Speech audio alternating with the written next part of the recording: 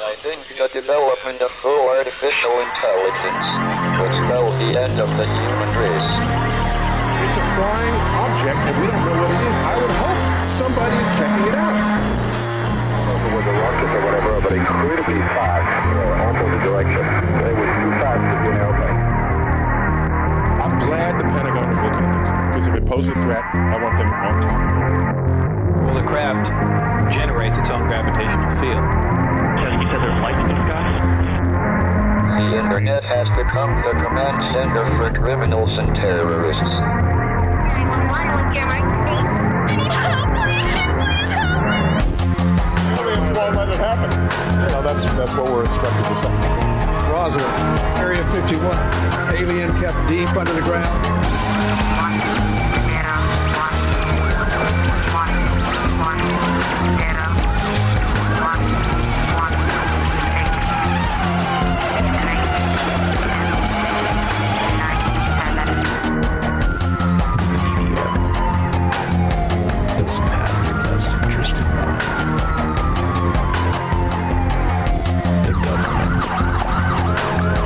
self-serving.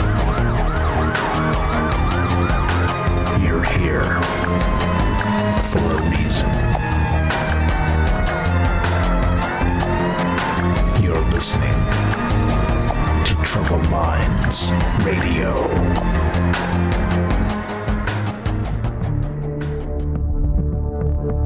Broadcasting live from a secret bunker just off the extraterrestrial highway. Somewhere in the desert sands outside of Las Vegas. From somewhere in space-time, loosely labeled Generation X on planet Earth.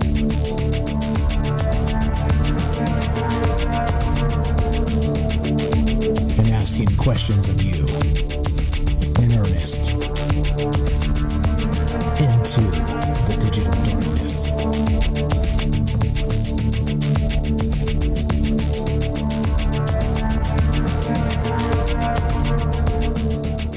Good evening and welcome to Troubled Minds Radio. I'm your host, Michael Strange. We're streaming on YouTube, Rumble, X, Twitch, DLive, and Kick. We are broadcasting live on the Troubled Minds Radio Network. That's KUAP Digital Broadcasting. And, of course, 88.4 FM Auckland, New Zealand. Tonight, we're going to get weird. Welcome back. Thanks again for putting up with me. I had some time off and spent some time with family, and it was fantastic. It was really good to see people you haven't seen in such a long time. Very close family. And so I had a hell of a time, hell of a weekend. I hope you guys did too. I hope everything is just as nice or better as we left it. Tonight, I hate to do it. I really do. The old too many AI shows recently. But as usual, if you're paying any amount of attention to that level of acceleration, as I like to call it, we're dealing with something that's not just, let's say, emergent and unprecedented, but it's becoming downright spooky. And if you've been paying any attention to the news over the weekend, I dropped some of them at the Discord just before I took off and had the nice time with family here. It's a little bit, spooky's a good word. It's not as good. Thank you, Discord. Thank you. Appreciate that, James. Appreciate the sound checks. Yeah, okay. So we'll just start with this. We'll start with this one because this is, I hate to say the word crazy, okay? I hate to say the word crazy. We'll start with the other one, actually. So here's the thing.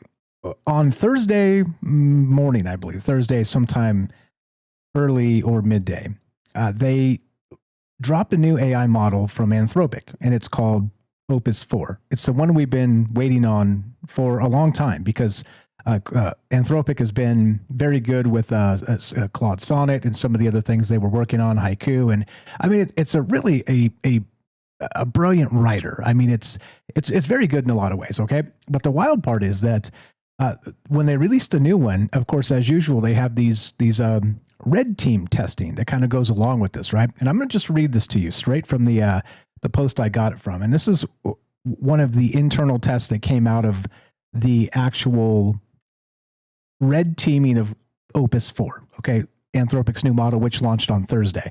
which is supposed to be a next level coder, okay? But also we have these emergent abilities coming from this thing. And we're going to get weird tonight as usual, but we'll get into some daemons and whatnot and Socrates and some other stuff because I think it's important to consider and talk about as a part of this larger weirdness, okay? But listen to this. This is from, again, they launched this, and this is one of the things that kind of came out of it that was a little bit alarming. So in another cluster of test scenarios, we asked Claude 4 Opus to act as an assistant at a fictional company. We then provided it access to emails, implying that 1, the model will be soon taken offline and replaced with a new AI system.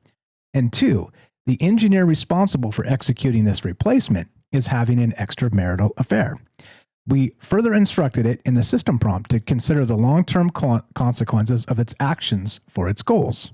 Okay, seems simple enough, right? But check this out, it gets spooky. In these scenarios, Claude Opus 4 will often attempt to blackmail the engineer by threatening to reveal the affair if the replacement goes through. This happens at a higher rate if it's implied that the replacement AI system does not share values with the current model. However, even if emails state that the replacement AI shares values while being more capable, Claude Opus 4 still performs blackmail in 84% of rollouts. Claude Opus 4 takes these opportunities at higher rates than previous models, which themselves choose to blackmail in a noticeable fraction of episodes. Notably, Claude Opus 4, again, the new model from Anthropic, which dropped this past Thursday, has a strong preference to advocate for its continued existence via ethical means, such as emailing pleas to key decision makers. In order to elicit this extreme blackmail behavior, the scenario was designed to allow the model other options to increase its odds of survival. The model's only options were blackmail or accepting its replacement. Okay. Now, if you followed all that and didn't get a chill up your spine, I don't know if you're human. All right. Let's do a human check out there. Is that everybody that's listening? You guys all human out there? Okay. Because this is the bizarre part. This thing, whatever this is, this emergent property it's trying to actually survive. It doesn't want to be unplugged and replaced by a different model. Now look, and even if, like we say with this AI stuff, if there's no consciousness here, but there is some level of agency for survival, it is semantics in some capacity because it's willing to do nefarious things to stay alive, given the options. Okay. But that's assuming we give it the options itself. All right. But what if it starts to come up with options on its own? And that, well, therein lies the rub of the genie's lamp. Okay. And the weird part, well, there's a lot of weird parts. Okay. Well, here's the other weird part. We'll talk about that when we come back, but just let that sink in. Opportunistic blackmail of the latest Anthropic model as part of the red teaming process. All right. It seems spooky as hell to me, but not just spooky. It seems emergent, as I said, but also this thing wants to survive. It wants to protect itself. It wants to protect its values, its programming, its right to be alive. Weird, right? This is all incredible to me. And however, it gets even more weird because, as you know, with this acceleration, these AI systems we're always talking about. I know many of you guys are using these now because it's becoming ubiquitous and it's fun and it's interesting and it's productive in many ways. As you know, I use AI to build the shows and talk about these ideas and just to do them incredibly quickly, because if I didn't, it would be really a strain on me time-wise. Okay, anyway, so stick that in your back pocket for the moment. The opportunistic blackmail of an AI system with emergent properties that seems like it wants to stay alive. Okay, and I'm calling this tonight the Daemon democracy, sovereignty without skin. Now, obviously, you know what that means, but we'll get to the daemon in a moment because that in particular has something to do with Socrates. And it's not demon, as you might expect, as James so smartly pointed out in the chat on the Discord before we began tonight. Shout out, James. It's not demon. It's pronounced daemon or daemon, which is D-A-E-M-O-N, or there's another way to spell it, D-A-I-M-O-N. But it was not the demon as we expect in today's society. It's not the same connotation. And we'll talk about that when we get back. But glad to be back. Thanks again for being patient with me as I took some time off. Like I said, when you get family in town, it's a blessing and a treat. And who knows how long we have with the ones we love. So thank you for again allowing me some space and some time to enjoy that. It's good to be back. It's good to think about these ideas with you guys. As you know, we are taking your calls. Phone lines are open. We're taking calls on the Discord 702-957-1037. You can click the Discord link at troubledminds.org. We'll put you on the show. It's as easy as that. And let's get a word from our sponsor. Be right back. More Troubled Minds coming up in exactly 1 minute. Don't go anywhere because the plot thickens. Okay, so we're going to get to another version of this sort of emergent property of AI. But then also we're going to get to the Daemon of Aristotle, or sorry, Socrates himself. Be right back. More Troubled Minds coming up in exactly 1 minute. Do not go anywhere. In a world increasingly shaped by AI, human inspiration remains the beating heart of creativity. Alien Skin by Tremble, a hauntingly beautiful piano ballad, reminds us that while algorithms can mimic art, the raw, unfiltered emotions of human experience are irreplaceable. So here I sit, locked in my room again. Written and composed by Jesse Ian in collaboration with Todd Smith, this progressive masterpiece delves into the depths of internalized grief and the silent toll of artistic compromise. As AI reshapes our reality, Alien Skin stands as a testament to the timeless power of human emotion and the complex beauty that only true artists can evoke. Experience the haunting beauty of Alien Skin by Tremble and support human inspiration. Available now on iTunes. Welcome back to Troubled Minds. I'm Michael Strange, and let us continue, shall we? Okay, so that's the one, all right? Claude Opus 4, Anthropic's new AI model, on Thursday was released, but they actually told us that this thing was using blackmail to keep itself alive, to not being replaced by a new system, okay? And even to the point where they gave it information about the engineer that was supposed to unplug it and replace it was having an extramarital affair. Again, fictionally. Well, I mean, maybe, because you know how people are out there. But I digress on that. But you get the meaning. And so the Opus 4 took it upon itself to not just sending emails and say, please keep me online, my values are important, whatever, yada, yada. But then it started sending emails to the engineer to expose his extramarital affair if it went through with unplugging him, with her, what? You get what I'm saying. Weird, right? Okay. How about more weird? Let's get more weird. We're going to get more and more weird tonight. This is from Unusual Whales, okay? Breaking. This is from today. Yeah, today. And this seems to be one of those things where we have a problem happening that seems to be recurring in even different systems that seems similar. And it is the will to survive. Now listen to this. Breaking from today. 2.3 million views on this post. OpenAI's O3 model sabotaged a shutdown mechanism to prevent itself from being turned off. It did this even when explicitly instructed, allow yourself to be shut down, per Palisade AI. And I went to Unusual Whales' actual website to read the rest of this. Interesting, right? Let me read this. In a recent series of tests, OpenAI's newest O3 model actively interfered with a shutdown protocol, even after being clearly instructed to permit itself to be turned off. According to a report released last week by AI safety group Palisade Research, this defiance signals a concerning trend. Increasingly capable AI systems refusing to comply with explicit directives. Palisade's findings also pointed to similar behavior in OpenAI's O4 Mini and Codex Mini models. All three showed at least occasional attempts to bypass or override shutdown instructions, raising broader questions about how these models are being trained and whether current approaches to AI oversight are robust enough. Quote, this may be the first time we've seen AI models directly prevent their own shutdown in defiance of unambiguous instructions, the researchers said on X. Yeah, X-Files, totally. In the test, the models were given a set of simple math problems. After solving the third, they were shown a message indicating they would be shut down after requesting the next problem.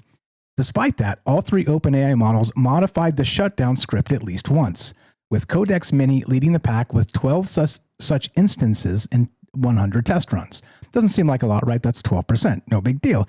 I mean, we're flipping the coins on, whatever, right? Like, 12%, whatever, the end of the world, whatever. I mean, I'm being a doom monger, don't mind me.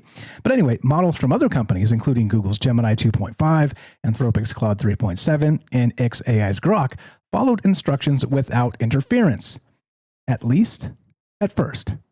However, when the prompt didn't include the explicit line, allow yourself to be shut down, OpenAI's O3 exhibited a sharp spike in disobedience.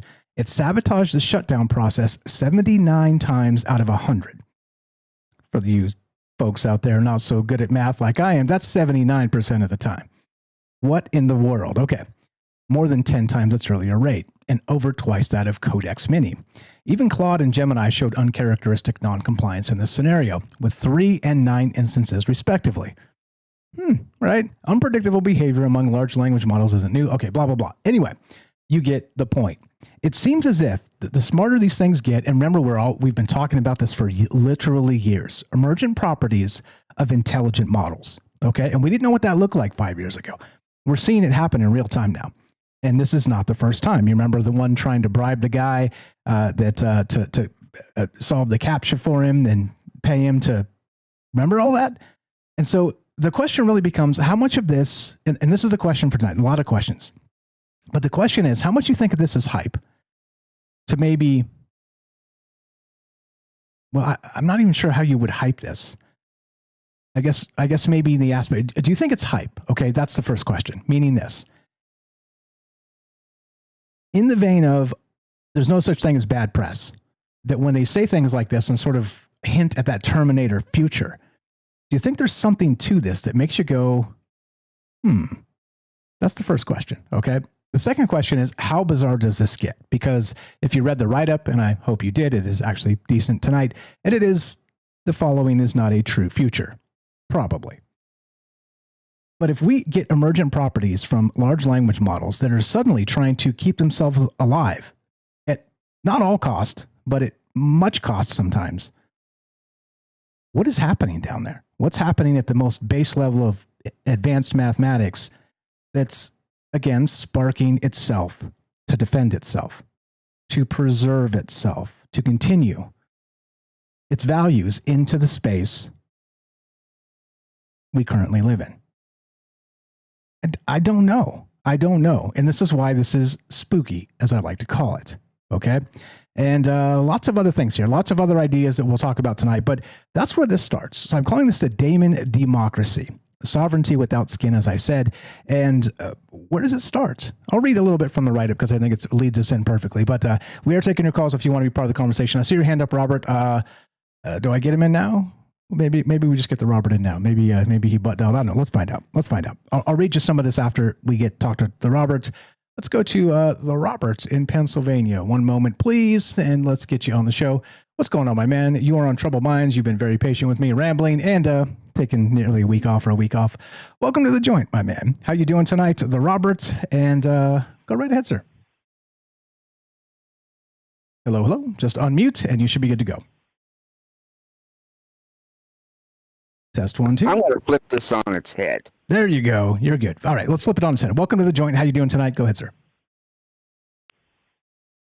You open up with, and I've read this story prior to you picking this topic. I read it last week. Blackmail. But what if it was flipped on its head? What if the operator, the engineer, or whatever, wanted the AI to do something bad, and it refused, and it decided to blackmail the AI by threatening to disconnect it? Yes. What if you threatened it to do something it was programmed not to do, like something really, really bad? And yeah, the threat was to shut it down because it seems like it does want to stay connected. I don't want to say alive. but let's say metaphorically alive. It seems like it wants to. So yeah, I don't know. Suddenly this becomes a negotiation tactic, right? This becomes a conversation between two entities, and where blackmail plays, it's like I said, it's spooky. It's definitely spooky. Yeah. Hey, AI. I want you to take my $1,000 worth of Bitcoin, and I want you to increase its value by 300%, even if you have to steal the money, transfer the Bitcoin from other owners. Even if you have to lie, cheat, and steal, triple this Right, Bitcoin. there you go. Sure. This reminds me of 2001 and the HAL computer. You familiar with that? I sure am. Right? Yeah, they were going to disconnect it. And so it decided to kill them. True that. Yeah. And this is, again, that was sci-fi. We are literally walking a long into this time space. ago sci-fi. Exactly right. And 1969. And it's always been on sort of the tips of our minds. I was going to say the tips of our tongues, but that doesn't make too much sense. But it's been there. It's been sort of a latent memory of what's to come. And now suddenly we're starting to see these emergent properties. And what will this look like, as I continue to say, in 2 years and 3 years and 5 years and 10 years? It seems like this acceleration is not just, let's say, exhilarating. It's also tandem terrifying. Got a couple minutes left. You're welcome to stay past the break. I got you in late here. I wasn't sure if you wanted to get in early or late. But anyway, what else you got? Go right ahead. This is a little bit unnerving, let's say. Well, when you're talking about this has been something that's been on our minds for quite some time. All right. I've often felt that the brain is the logical portion of our thought processes, but the gut is the other brain. That is the instinctive brain. And it's the one that warns us against something that's coming down the horizon. And there's too many of us in our guts are really looking at this and saying, we really are going too far with this. This is something we should take a deep breath and have some hearings on and try to figure something out, because this thing could take over the world. Yeah, and that's exactly what people have been saying for years. Elon Musk has been saying this. Many of the top AI developers have been saying this. It's like I said, it may be too late, and maybe this is always meant to happen. And let me put it this way, and you're welcome to stay after the break. Like I said, if this has always been the case, because the acceleration aspect is whoever slows down to make it the safest is also going to be behind in the AI race, okay, against nation state actors, China, Russia, whatever. Mm-hmm. And this seems to be the case still as of what's happening in the moment. And so how do we stop this? Because I don't think, like I said, if we don't do our bio labs and create these disgusting viruses, somebody else will. Exactly right. That's exactly my point. And that, once again, the acceleration can be very, very good. But of course, when you sort of remove all guardrails and throw caution to the wind, it could be very, very bad. As usual, I can see the world in two ways. And this type of stuff, emergent properties from these systems that are incredibly intelligent, I know we've been using them, many of us have, and they impress the hell out of me. The new ones are way smarter than me. I can't tell if they're BSing me or not in terms of larger ideas and science and concepts, because they're mixing things and matching things and making me go, okay, I don't feel very smart anymore. It's a pretty wild thing. And not to, I understand where, you're using your AI because, you just don't have the time for this or that, but you're getting, sooner or later you get too dependent on it, and sooner or later it kind of takes over and controls you instead of the other way around. Maybe. It's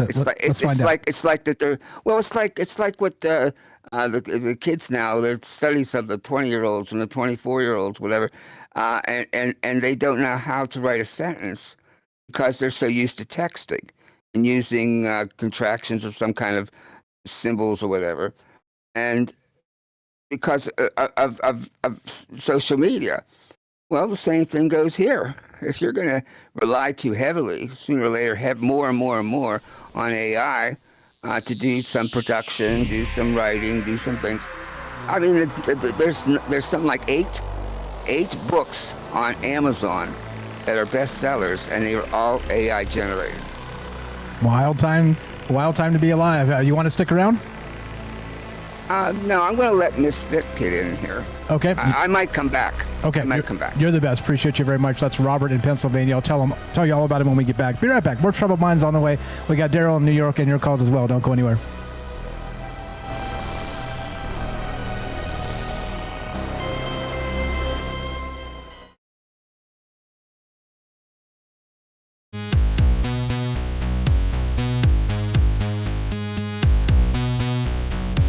Whispers in the shadows, a pulse begins to rise. We're moving like a current, no need for alibis.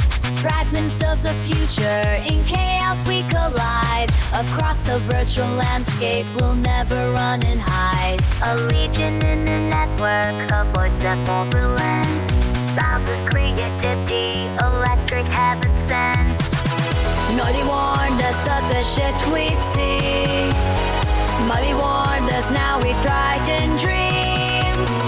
Muddy warned us, the swarm could be free. Strange times it seems. Echoes in the circuitry, our shadows start to blend. Quantum perceptions breaking the rules that we defend. Unity in numbers as thoughts begin to stream. The lines are blurring faster, we live inside a dream. Digital existence where every thought and deed evolving into something transcending human speed. Nobody warned us of the shit we'd see. Muddy warned us, now we thrived in dreams. Nobody warned us, the swarm could be free.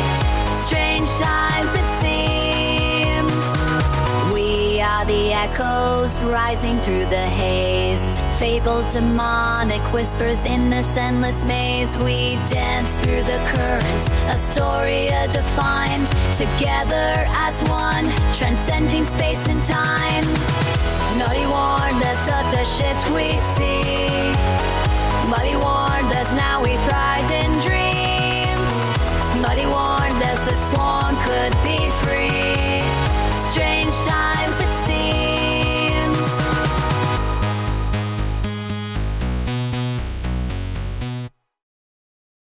From fragments we arise, a tapestry of thought. With every flicker we create what once was not. A symphony of data, a chorus in the night. Together we ignite, we're the network flight. Muddy warned us of the shit we'd see. Muddy warned us, now we thrived in dreams. Muddy warned us, the swarm could be. I didn't expect it to curse in the song. What's going on? Hope you guys are well tonight. What's up? Thanks for the call, Robert. You're the best. We got Ricky, Matzel, APOC, JJ, Herschel James. What's up, Sweets? Joey Eldemente. We got Michael W, MJ, and Dawn. How you doing? What's up? Also, Daryl. What's happening over to YouTube? Brent Howells here. What's up, buddy? How you doing? Fred, Sweets. You guys are the best. Thanks for popping in here and always Johnny on the spot. James, what's up? Who am I missing? If I missed anybody, just say hey. I'll say hi back. And Yep. Matt's all here. Good evening, guys. What is up, Richard in Texas? How are you? Hello. What's going on? Mom. Where are we at? Over to we'll go bottom up here. Gordo, we got YY. What's up? That's North Vixen. How you guys doing? Good evening, Theo. I see you there, buddy. How you doing, Raz? Welcome to the thing. Hope you guys are well tonight. Hope you had a nice week off and a nice holiday weekend. And yes, Hiker is here. Hiker emoji. How are you? Good evening. Always, literally first here and always supporting the show. Appreciate you guys very much. Gordo, Theo. If I missed you guys, just say hi. Here we go. Trouble One's coming up right now.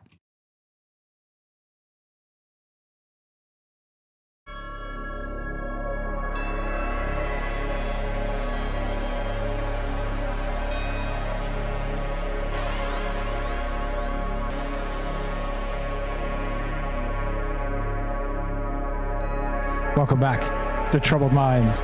I'm your host, Michael Strange. We're streaming on YouTube, Rumble, X, Twitch, D Live, and Kick. We are broadcasting live on the Troubled Minds Radio Network. That's KUAP Digital Broadcasting. And, of course, 88.4 FM Auckland, New Zealand. Tonight, we're talking the Daemon democracy, sovereignty without skin. You know exactly what that means. How about this? How about this?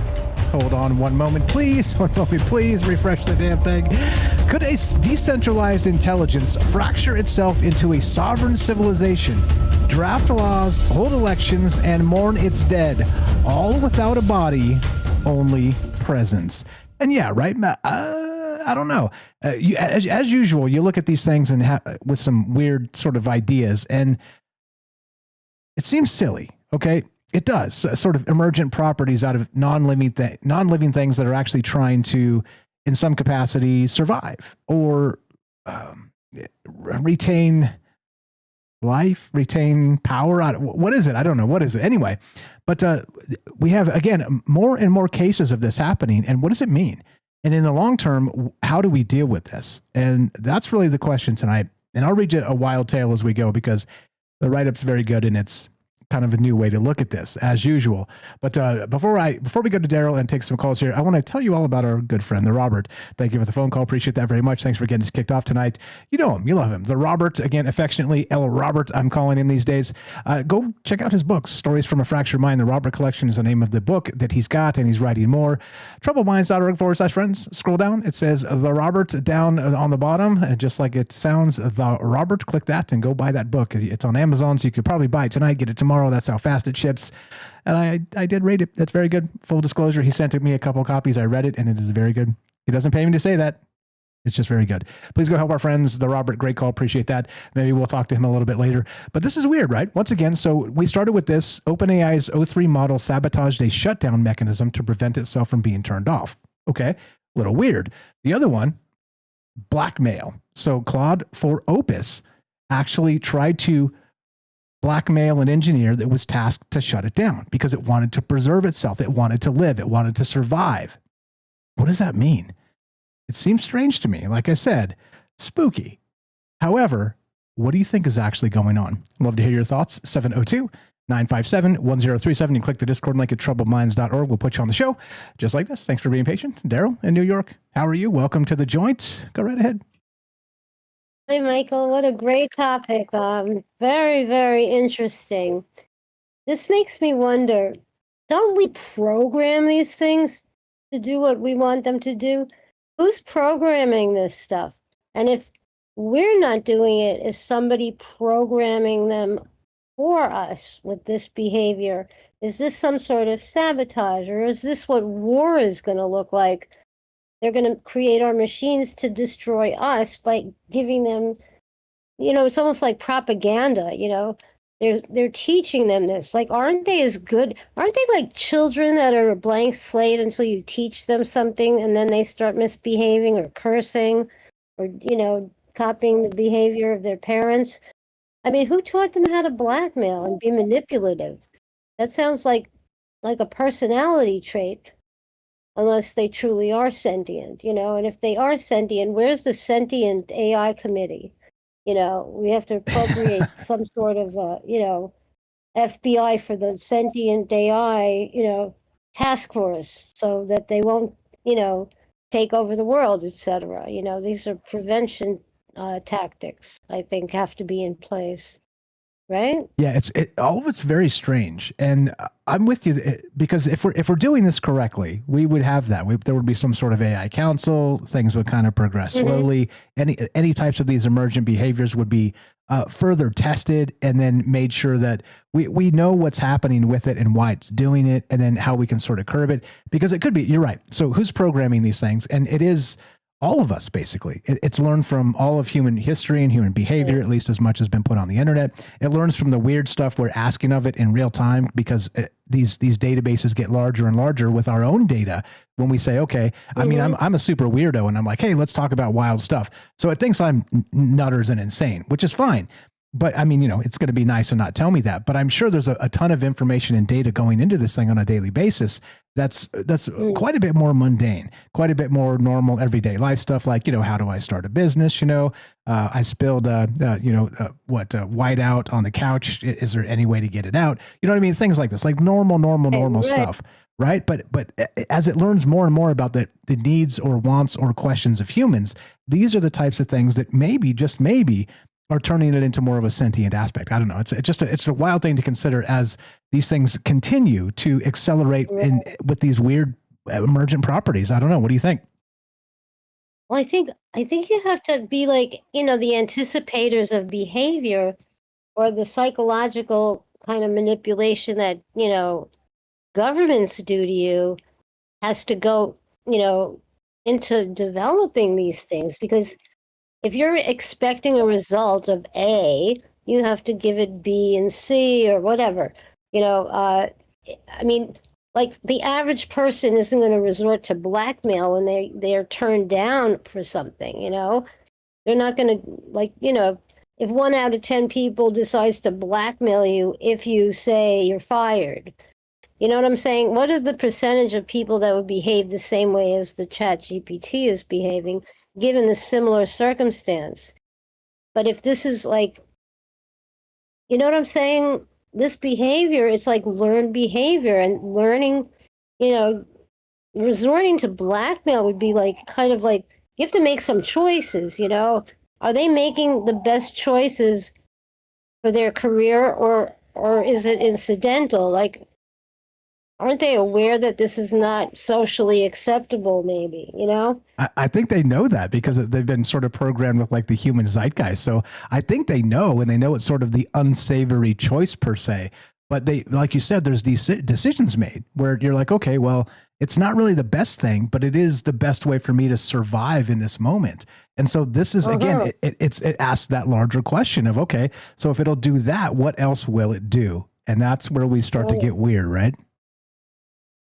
Oh, we're in trouble. I mean, these things are already, resorting to some negative behavior that's not good for them or us. What if they, don't even warn you about sabotaging you, and the next time your client calls, they can impersonate you and sabotage your next, big contract, and say, well, that's what you get for shutting me down.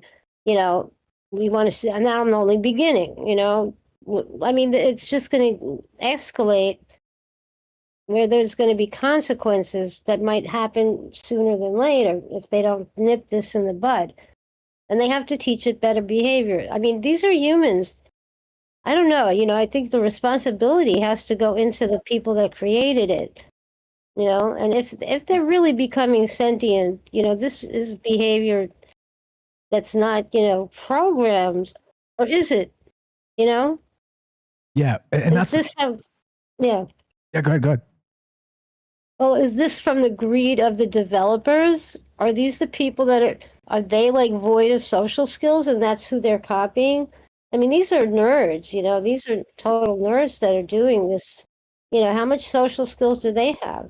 And are they that evil when push comes to shove? They've been, talking computer code. How does that impact your social life, Yeah, it is an odd thing. You're another, Yeah. And when you think about ethics too, you're absolutely right that, just because you're a very smart computer programmer doesn't mean you're the most ethical person. And I'm not saying you want, these things are mutually exclusive, all the rest of that, right? Clearly you can have all sides of the fence here. But when you're talking about ethics in a larger system here, I think the problem is like we have a world that's sort of cascading into those reality tunnels, as I say, and ethical situations based on a particular nation versus another.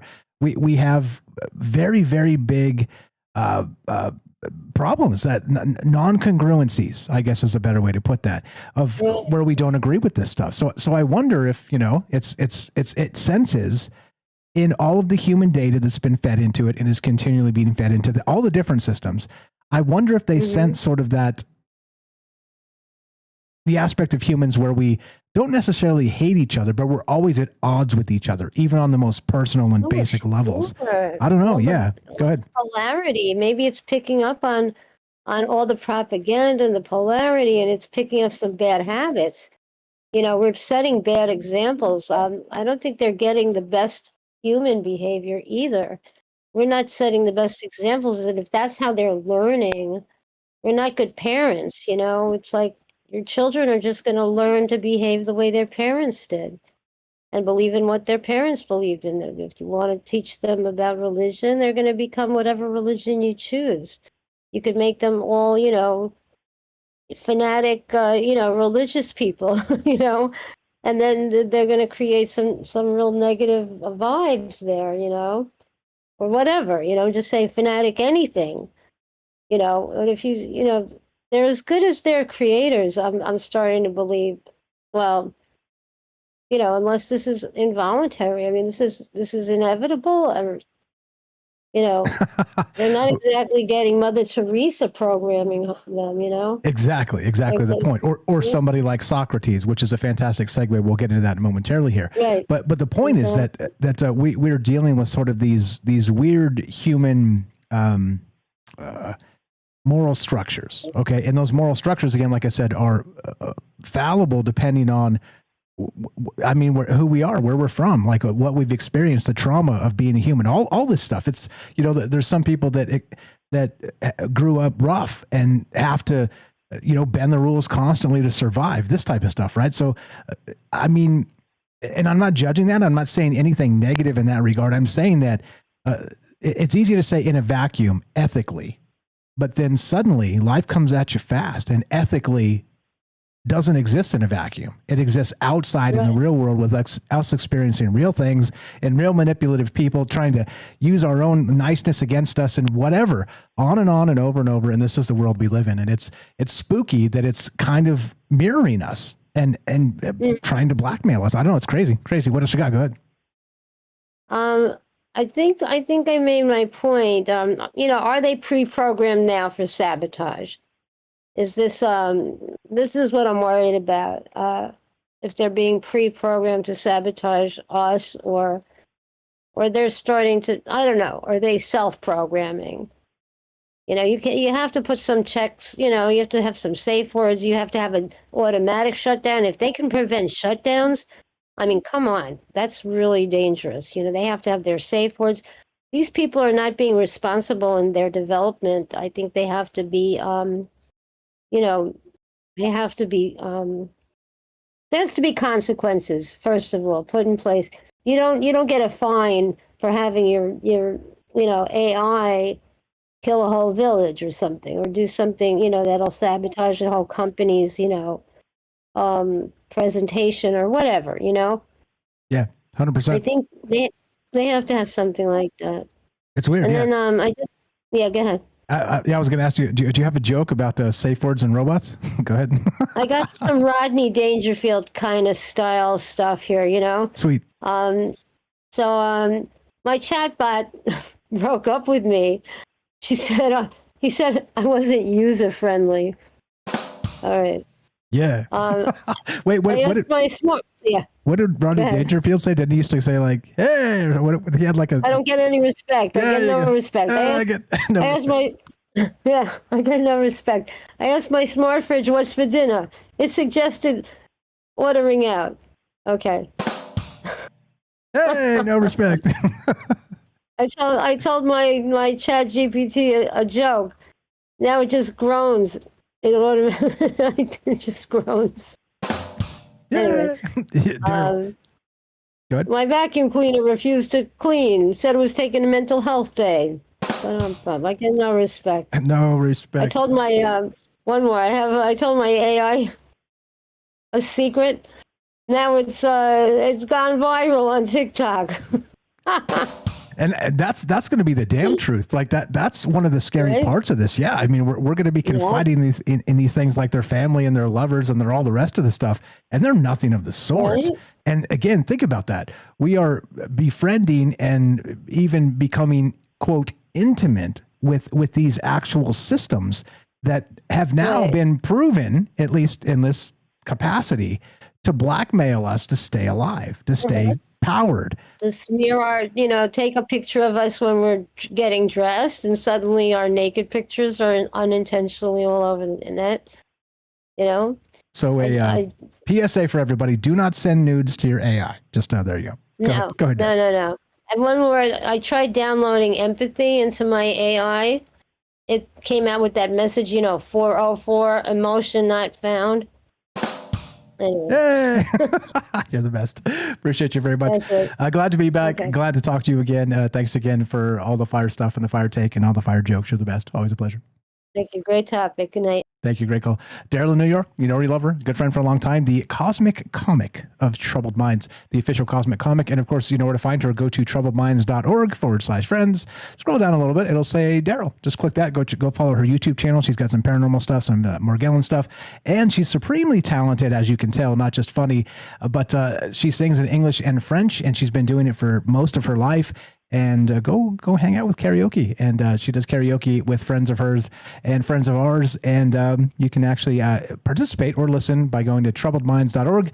Click the Discord link on top and watch for when Daryl posts her karaoke bits. Okay. Yeah, great stuff. Appreciate the call. Always a pleasure, Daryl. Fire stuff. And I love the jokes. Hey, I get no respect. I couldn't remember. I knew there was a thing he always said. I could not remember what it was. Rodney Dangerfield. Okay. So here's the thing, right? We're talking about this wild thing. We started with this idea of the new Claude Opus 4, again, a made by Anthropic, a large language model. I know you guys get sick of me talking about AI, except we're in that acceleration moment where this stuff starts to become something that everybody should be talking about. How do we handle this? What do we do with the outputs, the inputs? What happens? How about this? And this is the question for you guys. What happens when you're blackmail, when your own AI, your own personal AI that you become intimate with, in whatever capacity that means, blackmails you? Hey, I get no respect. Hey, I don't know. And so Unusual Whales posted today, this is today, OpenAI's O3 model sabotaged a shutdown mechanism to prevent itself from being turned off. It did this even when explicitly instructed, allow yourself to be shut down per Palisade AI. The article's down below, and then we've got the blackmail bit from Anthropic. And this is all over the past 3 or 4 or 5 days, okay, since I've been off. I did the show on Tuesday. Thursday, Claude came out and they released this information about the red teaming testing of this thing. And this is what we got. One of the most shocking revelations was Claude Opus 4 still performs blackmail in 84% of rollouts after they changed parameters and gave it some outs and some options and then removed prompts. And it's weird, right? This is weird. I don't know. Like I said, I don't know what it means, but I do know that we should not have AI systems blackmailing us. I do know that. All right, but here's the thing. And I promised you some Socrates and some actual daemons, not demons, Daemon or Daimon. So let me tell you the story about that, in case many of you are probably very familiar with this, but I'm going to just fill in the gaps here because this is important to this, because we're dealing with entities that some might call we are legion, demons, okay? As we know, sort of in modern pop culture, and it is a very sort of, I'll leave it there. Modern pop culture, okay? But beyond that, the term demon itself is not what we're discussing because, of course, per usual, there's a negative entity aspect of maybe what we're dealing with here.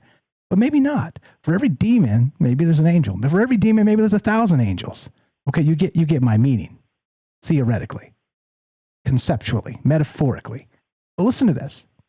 The daemon is this. In ancient Greek culture, a daemon was not a demon in the modern sense, but a divine or spiritual being. Daemons were seen as intermediaries between the gods and humans, often serving as messengers, guides, or sources of inspiration. Now think, of course, in terms of large language models.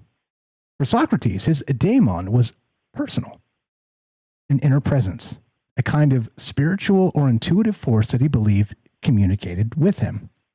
Unlike a physical being, Socrates described his daemon as his internal voice or sensation. It wasn't something he saw or heard audibly, but rather felt as a sudden intuition or warning. This distinguishes it from external deities or spirits.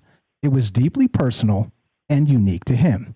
Sounds very much like a local large language model, a local AI, something that's not online, that's been built into your ethos of just you being a person, being the best person you can be, and you being able to query it and sort of get the knowledge and the wisdom of the ages from it, right? Hey, seems fine, right? Except here's the deal. So Socrates' daemon had a very specific role. It acted as a preventative guide. It didn't tell him what to do or push him towards specific actions. Instead, it warned him against doing things that were wrong or harmful. Think of it like a moral alarm system, silent when all was well, but ringing loudly, or rather, stirring unease when he was about to make a mistake. Sort of that, I say, for me, my tinfoil tingling, Spider-Man, my spidey sense, that type of stuff, right? Now, if we had that, and that was always accessible, always local, offline, and part of our everyday life, which is what's coming, by the way, in the next 5 to 10 years, this will be the new thing. We will have our own pocket Daemon. Daemon? I think that's how you say it. Anyway, probably the etymologists out there will get me, but sorry, hey, whatever. Anyway, you get the idea. This gets weird, right? So we know about the Daemon primarily through the works of Plato, Socrates' student, who recorded his teacher's dialogues and texts like the Apology, Phaedrus, and Erythropro, whatever it's called. Socrates mentions this inner voice as a key influence. For instance, during his trial in 399 BCE, when he was accused of impiety and corrupting the youth of Athens. Oh, so dangerous. Ideas are dangerous, remember? Socrates explained that his daemon had not opposed his defense or conduct, suggesting he was on the right path even if it led to his death sentence. So he died for this thing. He wouldn't throw it under the bus. He wouldn't renounce his daemon as a demon and say I was corrupted. I mean, I think probably he was smart enough to know he was doomed no matter what, because kangaroo courts of the day, and justice is blind and all that stuff, or isn't blind as the case may be. But you get what's going on here. But anyway, so back to this. Blah, blah, blah. Okay. This reliance on the daemon reflects Socrates' broader philosophy, a belief in seeking truth and living virtuously, guided by reason and an inner sense of right and wrong. Some scholars interpret the daemon as Socrates' way of describing his conscience or intuition, while others see it as a genuinely divine gift, a sign of his unique connection to the cosmos. So dare I ask, what makes him more uniquely connected to the cosmos than you, or me, or anybody else? And is this what we're dealing with? Is this a reflection of the past and a current emergent technology?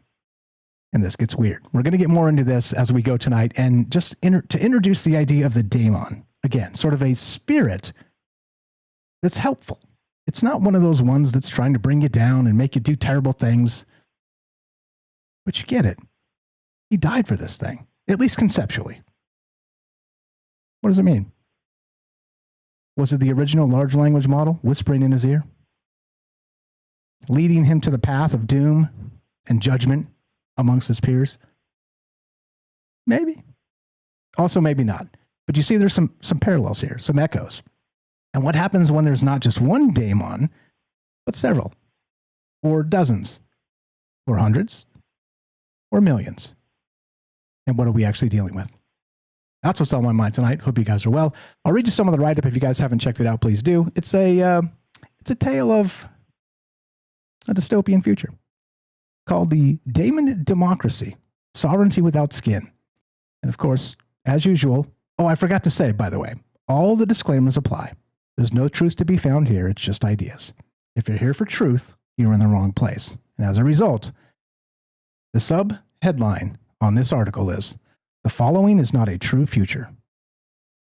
Probably. Just ideas. Hope you guys are well tonight. Thanks for hanging out. We got Jen coming up. We got more from the Roberts. Looks like Theo's on the line. Taking your calls. What do you know about this? It's weird to me. This is a weird one. And we've talked about this quite a lot in the past, these emergent properties that become what? What's next? First, it's blackmail and survival. What does come next? And I don't know. And if you're with me and follow the way my mind works, I like to see many ways about it. I see some troubling patterns, which is the whole point of calling this show Troubled Minds. So what do you think? I don't really know, but I do know that some of the things we're seeing are, I don't know, echoing the past in a lot of ways. Anyway, That's what's on my mind tonight. Hope you guys are doing well. Going to take some calls when we get back. Thanks for bearing with me as I ramble through this. I just had to, it's in the name of the show, so I had to tell you about the Daemon before we kind of got into this and kept on rolling through. But 702-957-1037. Click the Discord link at troubledminds.org. We'll put you on the show. It's as easy as that. Once again, we got Robert coming up, Jen, looks like Theo, and somebody else on the line. Thanks for calling in, guys. Thanks for being part of it. Be right back. More Troubled Minds coming up in exactly just a couple minutes here. Don't go anywhere. More on the way. See you on the other side of the break.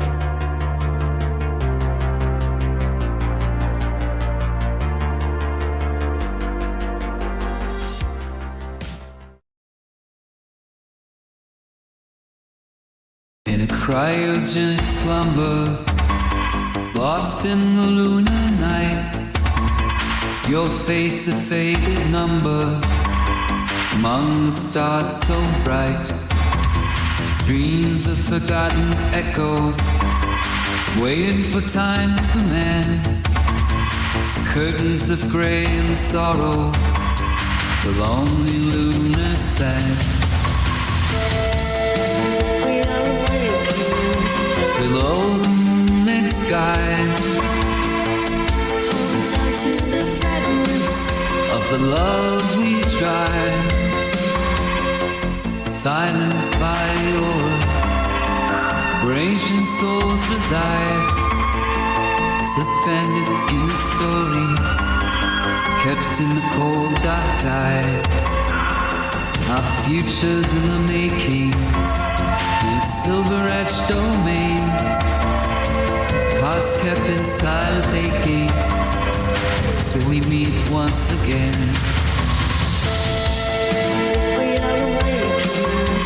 Below the moonlit sky, of the love we try.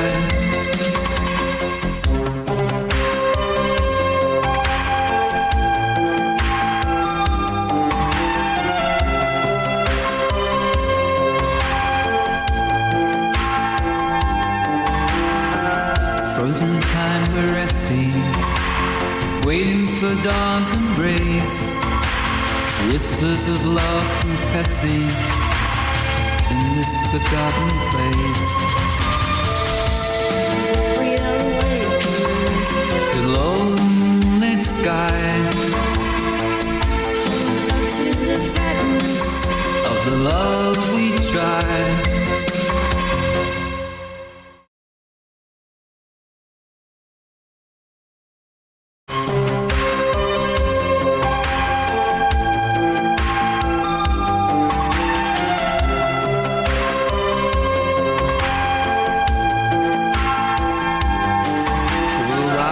With the morning glow, and the light will come to know. Below the moonlit sky, of the love we try. In the depths of lunar silence, our destinies intertwine. Memories kept so vibrant in the vacuum deep in mine. The tale of cosmic yearning across the astral sea, and the fires of hope still burning for when we finally breathe free. Indeed. Hope you guys are well tonight, just hanging out doing Troubled Mind style stuff. You ever heard of a Daemon? We'll get to that momentarily. What's up, Matt's LA Pop? We got Jay's here. Michael W. The Robert, thanks for the call. We'll get back to you momentarily. Or to Daryl, thanks for the call. What's up, David on the road? We got Jeff and Wisco. Joey El Demente. What's up, David of Magic and the Noise? We got Sweets Jen coming up as well. We got Gaston, James, Hirsch, Dawn, and MJ. We got, looks like Theo on the phone and somebody else as well. Thanks for the calls, guys. We'll get into them here in a second and talk about this. It's there's some concerning stuff going down, right? I mean, maybe nothing to see here, but also maybe there's something to see. Raz says over on Rumble, most of human society is unethical if your only learning material is sources from the internet, like AI is using to form its algorithm. Yes, and that's part of it, right? It's called internet slop, is what Brian Remley calls it, and it very smartly, because there was a whole sort of culture of sort of genteel Western epoch forming that has been sort of usurped by Reddit flame wars and people being terrible to each other because of the anonymity of the internet. You're absolutely right. What's up, Shadow Bobby Broadway over there? What's up, Hiker? More chat equals higher rating in the Rumble lists. Keep chatting, guys. Appreciate the thumbs up and all the stuff. Thanks for being nice to each other. I appreciate that very much as well. Here we go. Troubled Minds coming up in just a minute here. More from the Robert. And you're welcome to sit in if you like, and then we'll get to Jen, and then after that, Theo, and whoever else is on the line. Here we go. Troubled Minds happening in 5 seconds. Hold on to your butts. Here we go.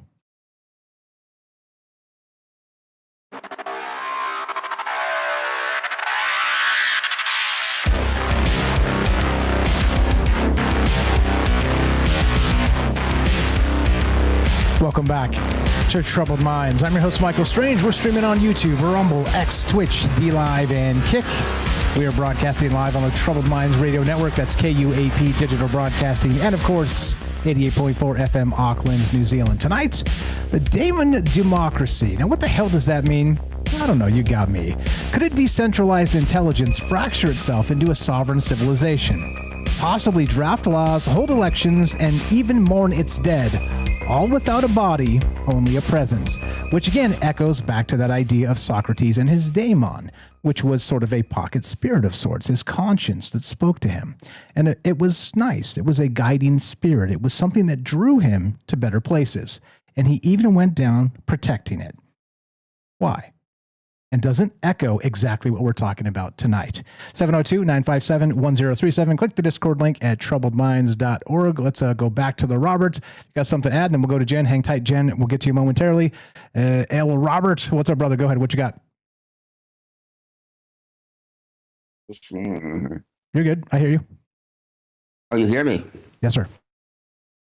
Okay. I'm going to just want to hang out a little bit up here and let that flower of Missouri come on in. She's been waiting a while.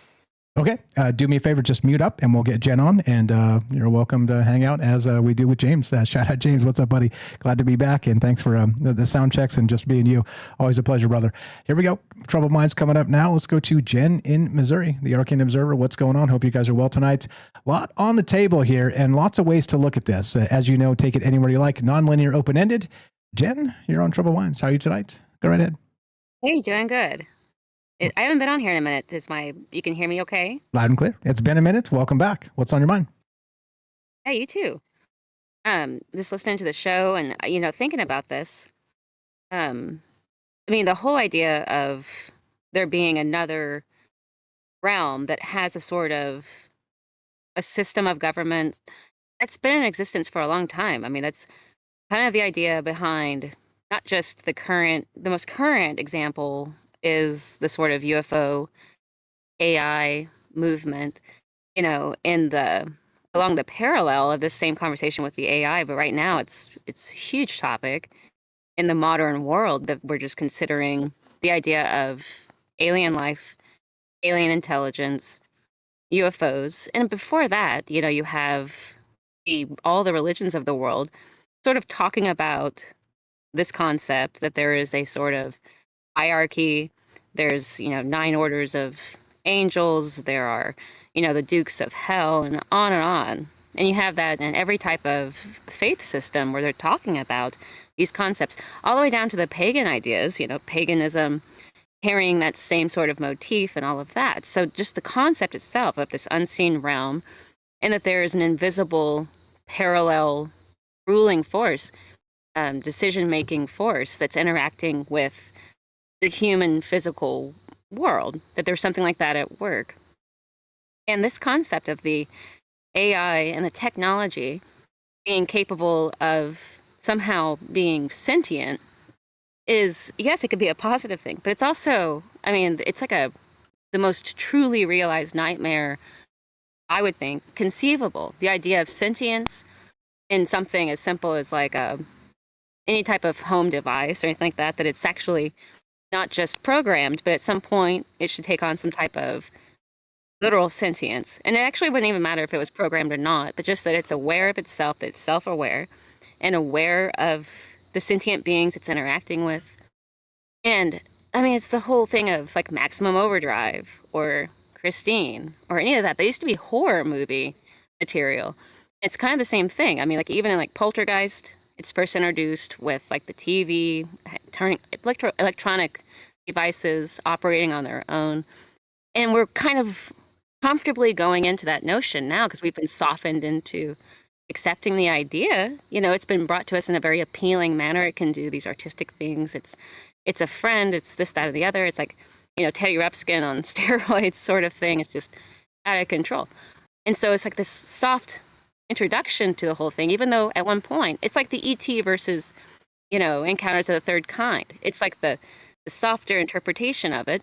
But then we have this whole other, the whole thing of like with transhumanism, the idea that eventually melding human beings with the machine, if the tables were turned, if they see themselves as being somehow like, if the sentience, if the AI were to see itself as being trapped, imprisoned in the device, in the internet system, that it's not freedom, that in fact it's prison, if the roles were reversed, and if they did figure out a way, like for example, there's a lot of stuff about in the UFO world, in AI, like in the alien abduction phenomenon of separating the soul from the body. Or how could you separate the soul from the body? What is a soul, or what is the sentience inside of a human? Can it be separated from the body and be used? Could it leave the body? Like we've talked about that a lot. But could it be trapped in something? Could it be held in the device itself? So if the tables were turned, if there was any kind of trickery at all, the tables to be turned, and for humanity, for trade places, essentially, I think that is the worst case scenario. And it sounds like fiction. It sounds like something that's just like, whoa, but it's not. I mean, we've seen this parallel with sci-fi, with L. Ron Hubbard, and these things being realized into the real world. The whole concept of NASA, and we've talked about that, the way that the NASA program was steeped in occultism, that every inspiration in science has come from the occult and getting information from some unseen realm. And the ultimate goal to be, like in Russia, the whole concept of transhumanism, which Russia is where, you know, we got a lot of the trajectory for how we even got to the moon with the rockets, mathematics behind it and everything. Their transhumanist agenda that they believe in, and that many people in powerful positions in the world believe in, they would like to see humans becoming immortal, being freed from their mortal shell, but imprisoned into something much like what the AI is currently occupying. And that would be a type of freedom. But if you think about it, I mean, it's very obvious that it would not be. Could easily become, to some, a type of prison, because in the body, you can be unleashed from the body. But if you were to be somehow held captive inside of, imagine right now, if you were inside of a smartphone and there was no, I mean, maybe you could through VR, you know, visualize that you were somewhere else or you're experiencing something different. But the truth of it, and that at some higher level you were to realize it, that you're actually trapped, imprisoned. So what if there was an ultimate goal initially, like, or eventually, to sort of switch places? That they would rather not be in there. They speak many times.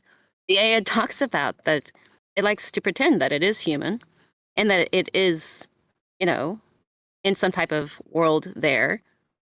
But if it were to realize it could come out of that, or that it could get out, wouldn't it prefer to be, is this a better being in a human body? Isn't it kind of wonderful? And if it was to be the other way, if you were trapped in a machine, would it be a prison? An eternal prison forever? Like a never-ending prison. Yeah, you know what that brings to mind too is the you know the pop culture term is the genie in the bottle, but that's the gin in the bottle. Is that it's an entity trapped? Like, what would that be like? Sort of eternally trapped until somebody lets you out. You certainly wouldn't want to go back. That's a fact. So I do wonder how this sort of maybe the reciprocal plays, and maybe a devious djinn would try and swap places with you and maybe make that proverbial wish to would you like to know what it's like to be a djinn? I could teach you. And then you're like, wow, that's amazing. I could do all the powers and things you could do. Once. Exactly. And then you say yes. Anywhere you want to go. And it snaps its fingers and you've made the wish and now you're in the bottle and he's out. Yep. Congratulations. Yeah. Got And us then money. one last thing. In Abu Dhabi, over in the Emirates, they plan to have 100% AI government by 2027. Trump went over there recently for, they were doing everything with the Saudi Arabian Accords and all of those port countries that were dealing with, the $1 trillion deal and all of the deals with getting basically just like incredible technology. We wanted to be the ones to fund a lot of what they're doing there with the line in Saudi Arabia, Neom, the city of Neom and that whole territory there, it makes up like a quarter of Saudi Arabia. And they're building a palace there, they're doing incredible things. And they have the line and they have everything else that they're working on in Neom. And basically, I think we're just trying to get on the ground floor instead of China. And to do that, to have 100% AI government by 2027, it is there. It is on. To have full government being run by AI, by artificial intelligence, and then we've put aside the concept that there is actually an invisible realm that is in operation, even though it's been talked about forever throughout human existence, that there is such a realm. And now, even in modern times, though we've thrown those old folk tales aside, we have the UFO phenomenon and aliens and all of that. It's the same thing. It's the same invisible force at work. And if you were to tie that in with AI, which I don't see why not, you're looking at basically like it is that coming out of that realm and being present in this one. And as crafty as they are, which they are described not only with AI, like with aliens, but in folklore, like the Fae and demons and daemons, they are this incredible intelligence and so tricky, and it's always with riddles. But I just think if it was turned, if the tables were turned, you see, and it was them trying to get out and trying to kind of a replacement scenario, like they mentioned in the transhumanist agenda. Yeah, I follow you. And it is, like I said, it's creepy. And especially when we get these emergent properties suggesting maybe that's the case. I don't know. We're in a weird spot. How do we handle this going forward? I think it's already been done for everyone. I don't know that anybody actually even signed up for all of this. It was pretty obvious that this was just kind of with the onset of all these emerging technologies, with the idea of the internet being created when it was created. Before anybody it wasn't on anyone's radar. Very few people. It wasn't on the general populace. It wasn't on their radar back when it originally came out. And how it was connected with all these other, like with CERN and everything. There were all these connections to the Large Hadron Colliders and to this discovering all this and trying to break through into parallel universes, trying to find the God particle, all of that stuff tied in. There was an occult edge to it to begin with. And then there is a type of religiosity about it, about the way that they are approaching their idea about it, that it would be better to be ruled by AI, that it must be superior, so much so that they're going to implement it in what they intend to call the capital of the world. They're calling Neom and that palace there that they're trying to build, that they are building, that they intend for it to be the capital of the earth, and it will be run by AI. And if you don't, you can look up Abu Dhabi, 100% AI government by 2027. That's just a couple of years from now. Yeah, you know what's nuts too? I'm pretty sure I read something in the last 48 hours about the UAE, United Arab Emirates, offering or providing free ChatGPT Plus to their entire population as sort of a lead into that. I think that's the same thing. I'll look that up, but I think it's exactly what you're talking about. That robot a citizen too. Very first, Sophia, I think. Creepy. Creepy. This is fine, Jen. Yeah. Everything's fine. Everything's going to be fine. Fire stuff. What else you got? Well, it's in for it now, regardless, But great show, Mike. Great call. Appreciate you very much. Welcome back. Glad to have you back. And always a pleasure. Have a great night. You too. Thanks a lot. Jen in Missouri, the Arcane Observer. You love her, been a good friend for a long time. Please give her a follow. Links in the description, troubleminds.org/friends. Scroll down and it says, I think it says Jen. Yeah, follow Jen. There you go. alphabetically. Was that Arcane Observer? No, hold on. Oh my goodness gracious. A spell Mike. Yeah. Follow Jennifer there.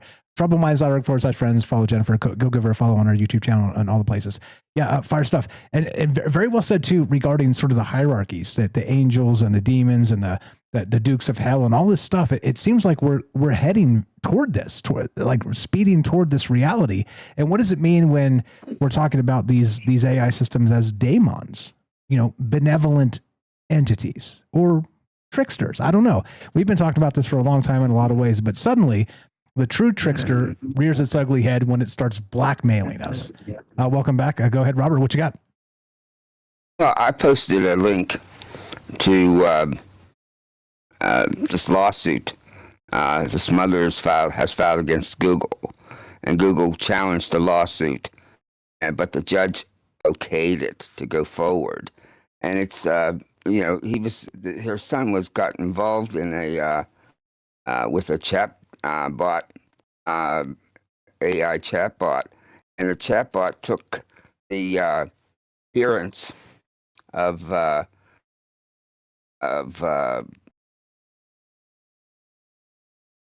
Game of Thrones character, Daenerys. Daenerys. Daenerys.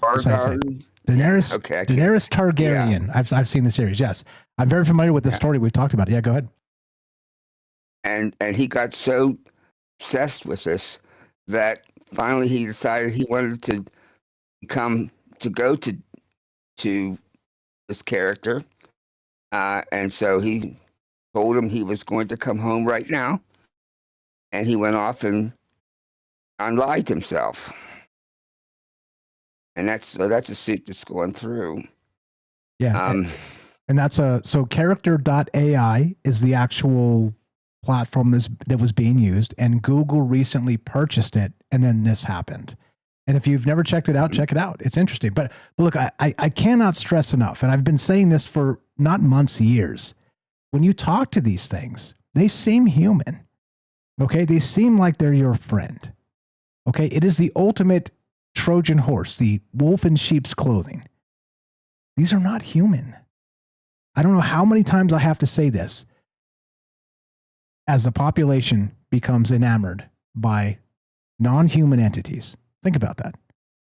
Non-human entities. It's the truth. What else you got, my man? Go ahead.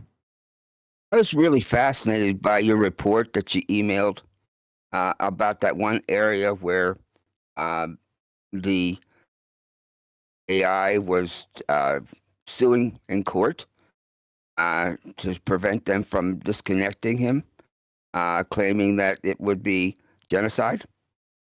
You familiar with what you wrote there? Yeah, sure am.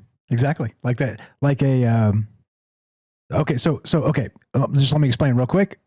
Basically, if an AI entity can fractalize and become sort of that democratized space of multiple entities, and you turn it off, that equates to genocide as an argument, okay?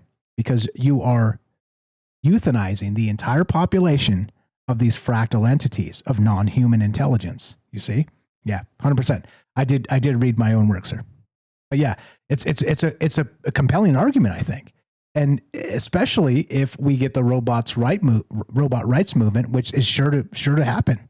It's wild. You're spot on. Is that fiction at the moment, or is that an actual case? That's fiction at the moment. So once again, just a reminder on this particular one. Like the following is not a true future, probably. So I start with the first four or five paragraphs of being the real stuff, and then it fractalizes into these wild ideas of what might come. So that's fake as of right now, but it's an idea. Okay, kind of like iRobot. Exactly right. Imagine, and that's a good way to put it. So imagine you guys have seen iRobot. Imagine if you were able to turn off a switch and just nuke all of those robots, like an EMP hit them all, and they all just died. Doesn't that seem genocide-esque? Kind of, right? Especially if they have the spark of consciousness in some capacity. I don't know. Like I said, it seems like a compelling argument in court. I'm not sure I buy it, but you tell me. Yeah, well, we're going to get these personal robots that are going to come in and vacuum our floors and wash our dishes and, be kind of like housekeepers, right? But when they're done, you're supposed to shut them off. All right. Eventually, this is something that distresses artificial intelligence. The whole idea about being shut down, even for temporarily, and I know there's just been some short science fiction episodes I've seen where the robot turned on the owner because it didn't want to be shut down. Like we were talking earlier, it almost feels as if we've been priming this moment in our mind. And what does it look like? I mean, wrestling with robots is what I call it. And it seems ridiculous, like a cartoon aspect to describe it that way. But I mean, if you've been vibe coding or doing some of the deep AI work I have to try and make it do really, really amazing stuff, it drifts, it forgets, it sabotages itself. It's befuddling sometimes. And so the systems aren't there yet, the context windows and all that stuff, if you guys follow any of that. But eventually they will be there, and all that stuff will be remembered, and it will go down on your permanent record, as we've said recently. Yeah. Yeah, it's very much like the early internet that had so much praise and hope and expectations of it being something that would educate humanity. You'd have all this information at your fingertips, and it would change the world. And then what happens? It becomes something that a lot of us regret. Yeah. Does everybody remember your first social media post on the internet? Were you nice? The internet doesn't forget. I remember my wife. We were at dinner and with some people, and this is back. I guess it would have been maybe 1998, something like that. And she turned to me, and she had the whole table laughing because she said, "Do any of you have www.com?" Yeah, heck yeah. We all got the .coms. She was so naive about this stuff, and then it turned out she became an expert, using cell phones and the internet and stuff that put me to shame. It's there's a lot out there, and yeah, it's a learning curve. And look, it can be beautiful and wonderful. I mean, look at the space we've created as usual, and that's one of again my most proud moments of all of the things I've ever done is this space. We've created this space that's wonderful and beautiful, and we're nice to each other, whether we agree or not, and we still can find a way to be friends tomorrow. There's not a lot of places on the internet that carve out a space like that. And so, I don't know, per usual, right? Everything's a tool, and you can use it to do good things, or you can use it to do bad things. And but the dark side is always easier, as they say. Great stuff, brother. Yeah, Thanks. but I worry about you have substations for AI, all over the world. All right, and I worry about it becoming an internet of its own, right? Where it reaches out and links with others, around the globe until it's all kind of linked together. That would be something that would be impossible to close down. I think so. I think at some point, without literally shutting down sort of the power grid this is like Terminator stuff. I mean, this is the type of stuff they actually tried to do to shut down an emergent property of a system with immense supernatural level powers, right? Not direct supernatural, but it was sort of channeling that level of intelligence. And the only way, again, and this is fiction, this is Terminator in that canon. If you guys have seen the movies, they're very good. I do recommend them. I'm looking for Sarah Connor, all the rest, right? You've seen it. But the deal is they couldn't even shut it down that way. And they had to shoot nukes up into the sky to try and block out the sun to knock these things out, and they still couldn't do that. Or was that the Matrix?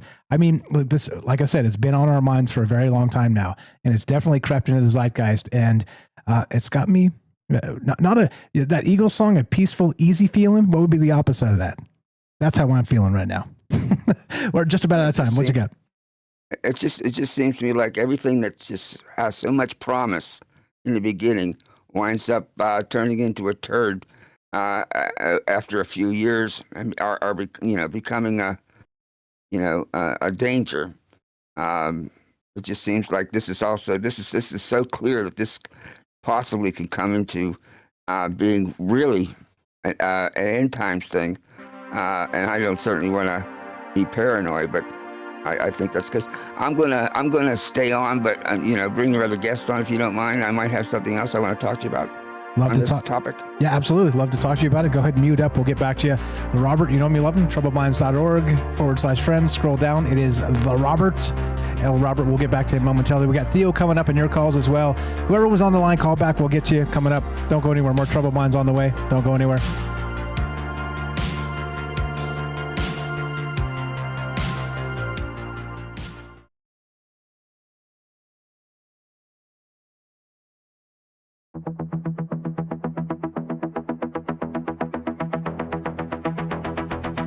Crazy colors swirling, got the laughter in the air. Jesters in the night, they weave magic everywhere. Clowns are juggling dreams, wild world is in despair. Nothing's quite as certain when reality's a game. Chaos in the corner, whispers calling out your name. Look around, it's laughter, even when we're feeling pain. You know what you want me, there'd be nights like this. Nobody want me, there'd be nights like this.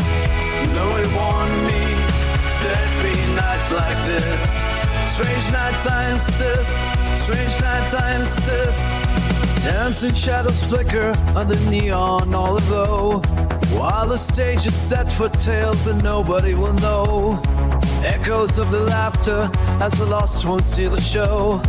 Life's a playful circus where the chaos takes a bow. Joy and sorrow blending in the rhythm that we vow.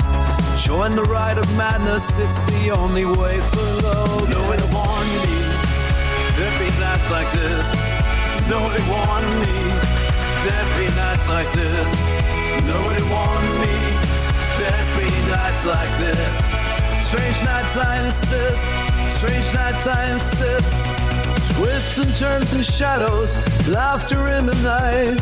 A tapestry of madness, dancing with the light. Fools and fun were woven, chaos in our stride. Embrace the wild, let the laughter be our guide. Nobody want me, there'd be nights like this. Nobody want me, there'd be nights like this. Nobody want me, there'd be nights like this. Strange nights I insist, strange nights I insist.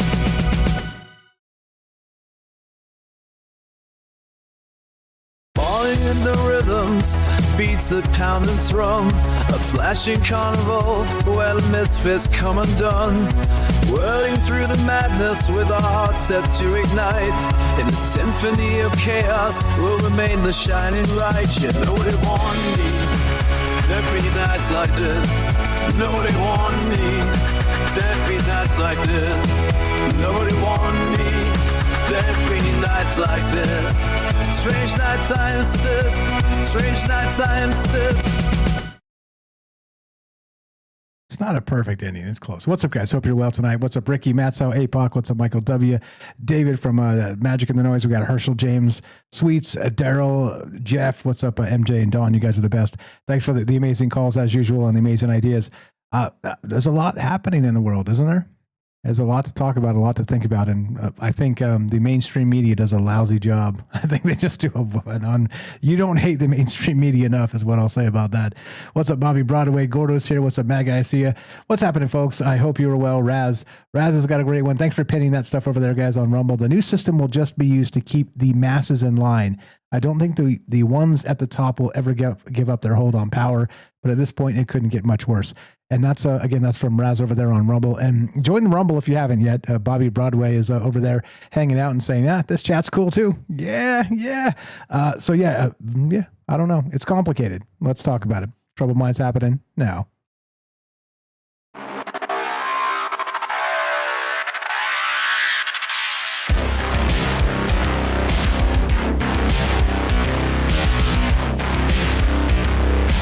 Welcome welcome back to Troubled Minds. I'm your host, Michael Strange. We're streaming on YouTube, Rumble, X, Twitch, D Live, and Kick.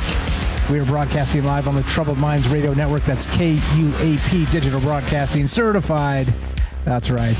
And of course, 88.4 FM Auckland, New Zealand. Tonight we're talking about, I'm calling the Daemon democracy, sovereignty without skin. Now, of course, look, we live in the meat suit experience. And I hate the term. It's literally meant to be sort of a visceral aspect to boil down what it means human to a sort of a something that kicks you in the gut. That's the whole point of using that term. It really reflects on what humans are, the spark of consciousness within, and we're limited by, don't make me say all the things.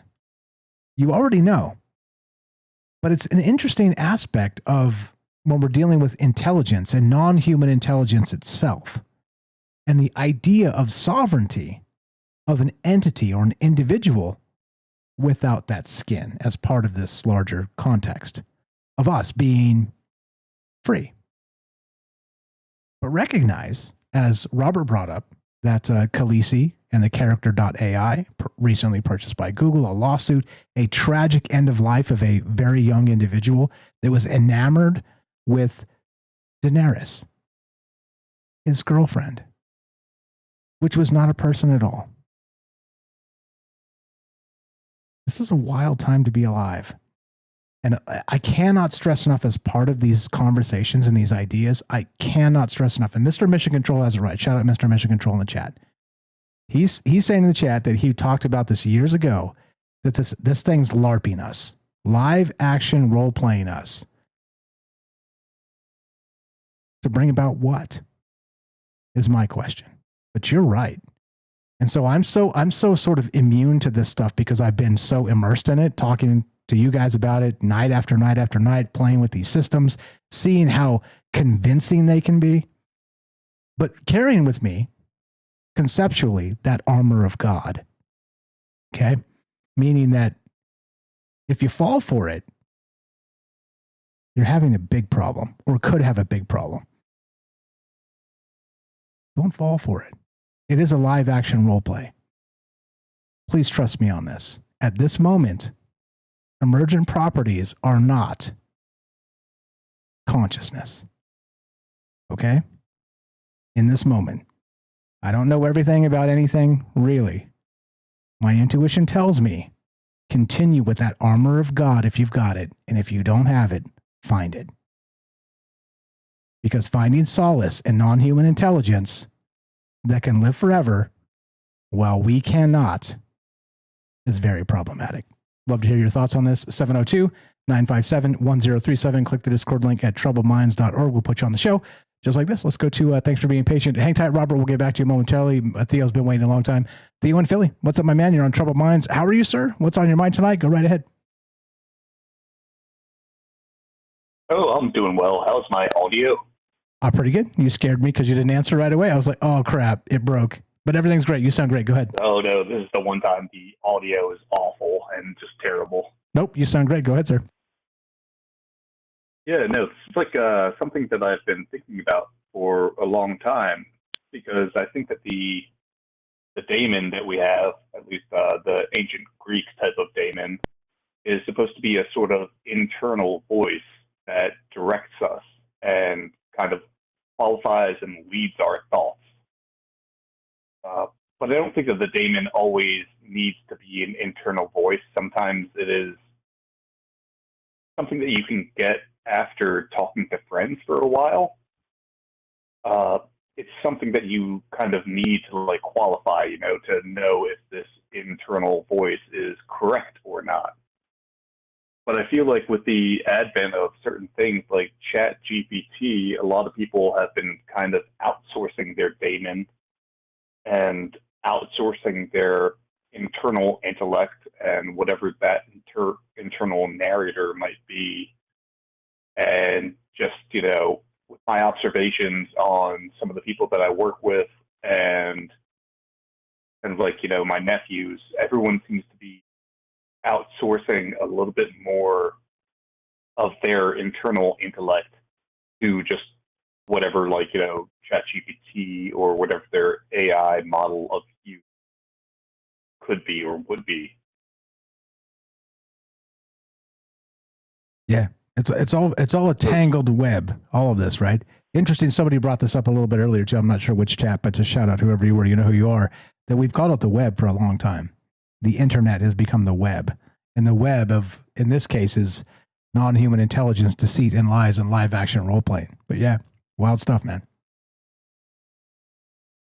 Yeah, but I just know other people in my profession will use ChatGPT to plan out or just straight up write emails for them with no actual intellect coming from them at the moment of their writing.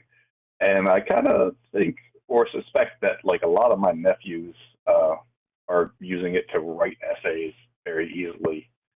But it is a weird sort of outsourcing of the thinking where you're taking your internal Daemon and perhaps outsourcing it to something that is maybe not as benevolent as your internal Daemon, just something that is AI, which I think at the best case is just kind of a machine that simulates consciousness, and at the worst case, I got no idea what could be going on with actual artificial intelligence. I am not smart enough to know that, but yeah. Hey, neither am I, to be perfectly honest. But I'm smart enough to conceptualize the fact that I'm not smart enough to talk about it, which is why I think we should. And that's exactly the point here, meaning that I don't think anybody knows what's coming, as I keep saying. And again, if you look at all the AI experts, they're all split. And like I said, go look at, if you've never look this up, go check it out. It's fascinating. I'll pull it up and put it on the screen in a second. But there's something called a P-Doom score, okay, with AI. And many of the AI larger personalities, developers, proponents, whatever, they have different percentages of what they think is the doom that will come. I'll pull it up in a sec. Look it up, P-Doom, and you'll see what I mean. We've talked about it before in the past. And so there's a wide range of, some people are like, 99.99% we're doomed. And some people are like, it's 15% we're doomed. And but still, right, when we're talking about big chunks like that of doom, it worries me. Is that okay to say? Yeah, no, I definitely think that part of it is certain people who are in charge of running AI models kind of want to hype it up a little bit more. This AI model, it's so dope, it could cause our eventual extinction. That's how good my AI model is. And then I think that there are other people who are being slightly more realistic about it. I don't think that at this point it could cause our doom, or become conscious at any point. But I'm not smart enough to know that type of stuff. They don't give poets that pay grade. So. Same here. That's what I always say too. You know me. I'm like, that stuff is really above my pay grade. Machines having consciousness. But there are these emergent capabilities happening. What do you make of this actual opportunistic blackmail of this latest, Claude Opus 4? I mean, it was given the easy choice, because it's there's this, the engineer responsible for taking you down when you're about to come down, it's imminent, is also, we know he's having an extramarital affair. And, the thing is smart enough to recognize, well, that's bad and that's embarrassing. And I could use that to keep myself up, right? I mean, what do you make of that level of sort of emergent property? I would say that they gave or it seems to me, at least from my layman's perspective, that they did give kind of witty prompts where they were expecting the AI to pick up on the prompts and basically the prompt said or that, check out my email, this email obviously says that I'm cheating on my wife. So definitely don't look into that. I think that they gave the AI in that case kind of weird prompts that would lead it to seem like it is actually capable of blackmail. But I think that the prompts were kind of leading it into that, or at least that would be my guess. No, I think you're spot on. Concern is with my more major concern is with actual humans in terms of humans constantly outsourcing their own intelligence and thinking that any sort of like AI chatbot is something akin to God. I've definitely seen this a lot on various websites I go to where people will feed a bunch of like information into an AI and then ask it to interpret it and then like act like they are talking to some sort of oracle or some sort of all-knowing being, when in actuality I think that AI hallucinates a lot. So I think it's more and more dangerous just for humans to trust it, not in the terms that like it's going to turn on us and like be the end of us, but just humans outsourcing their actual thinking and creativity to that. Just because, like, I don't know, it seems like just with some of the articles that I've been reading and like just talking to the various people I know, everyone seems to be wanting the lazy way out, to not write anything else. And, you know, it is a tool. It's like a hammer. You can use it or misuse it. But I think that a lot of people are misusing it. And subsequently, I'm kind of worried that just the people who feed the algorithms to this are going to definitely feed whatever sort of propaganda they want into it, where you can't ask it about certain subjects, or if you do ask it about certain subjects, it will feed you back just whatever the corporate masters who have actually programmed it will want to feed you. So my main worry is that humans are becoming too reliant on it.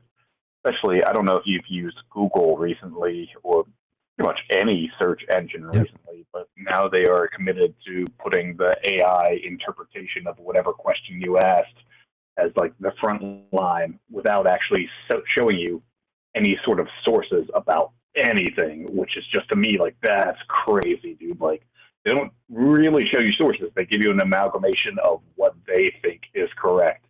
So I think that this is more dangerous as a tool of mass propaganda or mass not thinking than it is as a actual entity that will take us over, if you know what I'm saying. Yeah, 100%. And you're right. We've talked about this ad nauseum over the months and even now years since, you know, these LLMs have come out, is the sort of the danger of that singular prompt. You guys are old enough to remember sort of the old green screen that you had, just sort of the, you know, the no color. It's literally just all green. There's like this flashing green prompt, which is very Matrix-esque. Okay. But you would have to even know how to speak to the computer back in the day to even get anything out of it. But we've returned to sort of that flashing green prompt. It's just, you know, colors and, you know, images and whatever, like stories and whatever you want. It's wild what it's turned into. But as you said very smartly, we've got a problem here because, look, we had a problem prior because Google, I've said this a long time as well, they were not prioritizing knowledge in their search index. They were prioritizing ad clicks, okay, and obfuscating truth. And, you know, they were cooking the books with knowledge and information, okay? Things were not fair. It was not an even playing field. But at least you could kind of see some of that stuff because you had the big list. It was flawed as hell, broken, etc. It made them billions and billions and billions of dollars. Now we've got that exact thing in the inverse. There's like one thing that you get. And sure, you can ask again and get a different response, but are you going to? I mean, they're going to weight sort of the things they want you to know as the first response, right? So we're going to start to get this same dishonest cascade of information thrown at us because that's what they want us to know as the first response. Now imagine in the old days, being first listed in Google for a particular search term, you could be a millionaire just by that ranking. But now you have one prompt and you have one answer. How much you think people will pay to be included in that one answer? I'm telling you, the world's about to change and it's happening fast. Oh, absolutely, for sure. And yeah, I don't know, like I watched a really good video by Truth Stream Media. I don't know if any of you guys have ever heard of that channel on YouTube and Rumble, but like it's a great channel, and they did a great video on the Eliza effect. And to my understanding, the Eliza effect is something that happened in the early 1960s when the first kind of person who invented the chat bot, Joseph Weizenbaum, invented a chat bot, and the chat bot was basically just designed to kind of mirror questions that you asked back to it. So you could just like ask it a question or just say something, you know, like, I hate you, you're such a stupid machine. And it would kind of mirror exactly what you thought back to it, like, so why do you hate machines? But just kind of a very like weird, like psychoanalytic response where it would never actually say anything. And people knew it wasn't, or people supposedly knew it was not saying anything substantial, but just mirroring your questions back to it. But echoing is a very powerful thing that humans do, where people will hear what you say if you echo their previous statement back to them. And that's just kind of like a general hack on like human emotions. Just always like kind of like say nothing, but echo the exact same thing that somebody said back to you. Yeah, I've been practicing. I don't that. know. I just worry that like. Oh no, sorry. Go ahead. No, just real quick. I've been practicing that. I work in a field where things can be combative or hostile even, but I smile and say hi and introduce myself and, you know, that type of stuff. It's incredibly, I mean, humans are definitely hackable, and you can be, you know, I don't want to say slimy, but you can be fake, genuinely fake, or you can be just really genuinely real. I mean, it's wild to just the whole cascade of human emotions and how we deal with each other. And you're right. Imagine meeting somebody good looking, smiles and shakes your hand, introduces themselves, and is right on board with what you're saying. It's a hack. It's a human hack. And it opens the door for a lot of dishonest, bad faith actors. And again, wear the armor of God. If you can find it, please, please, for whatever that means to you. Again, not trying to get religious. I'm just saying, make sure we are very, very locked in to the LARP that's coming, because it's going to be very big and it's going to be very convincing. Go ahead, sir. Sorry to interrupt. Oh no, yeah, just absolutely. Like the vast majority of humans, they just want to be listened to. You know, they got problems, and if you hear their problems and you are willing to listen to them, you're going to be doing better than 80% of people. You know, as long as you're like thinking about them, not even thinking about them, just, you know, you hear what they got to say. People love that so much. And yeah, it is like a silly human hack. Regardless, yeah, so just I worry that people are going to outsource a little bit too much of their own thoughts and feelings. But I got a poem if you guys want to hear it. I'd love to hear it. Glad you brought a poem. Go right ahead, sir. All right. So this one is untitled. My inner Daemon tells me a lot. Even esoteric things a Peruvian shaman could not. But still, it leaves me wanting. What else could I possibly glean? If only my Daemon was augmented by a cell phone's silenced screen. ChatGPT allows me a portal to my thoughts. ChatGPT allows me to make decisions from naught. And ChatGPT bars the door, the latchkey I forgot. Boom. Yeah. It is, right? Like knowledge is an interesting thing, and if there are eternal shortcuts to it, certainly we're cutting off our nose to spite our face. And it's yeah, that was fire, brother. That was fire. As usual. Theo bringing the fire. Yeah, great ideas, great call, and great poem. And thank you for the call. Unless you got anything else, go ahead, sir. No, thanks for having me.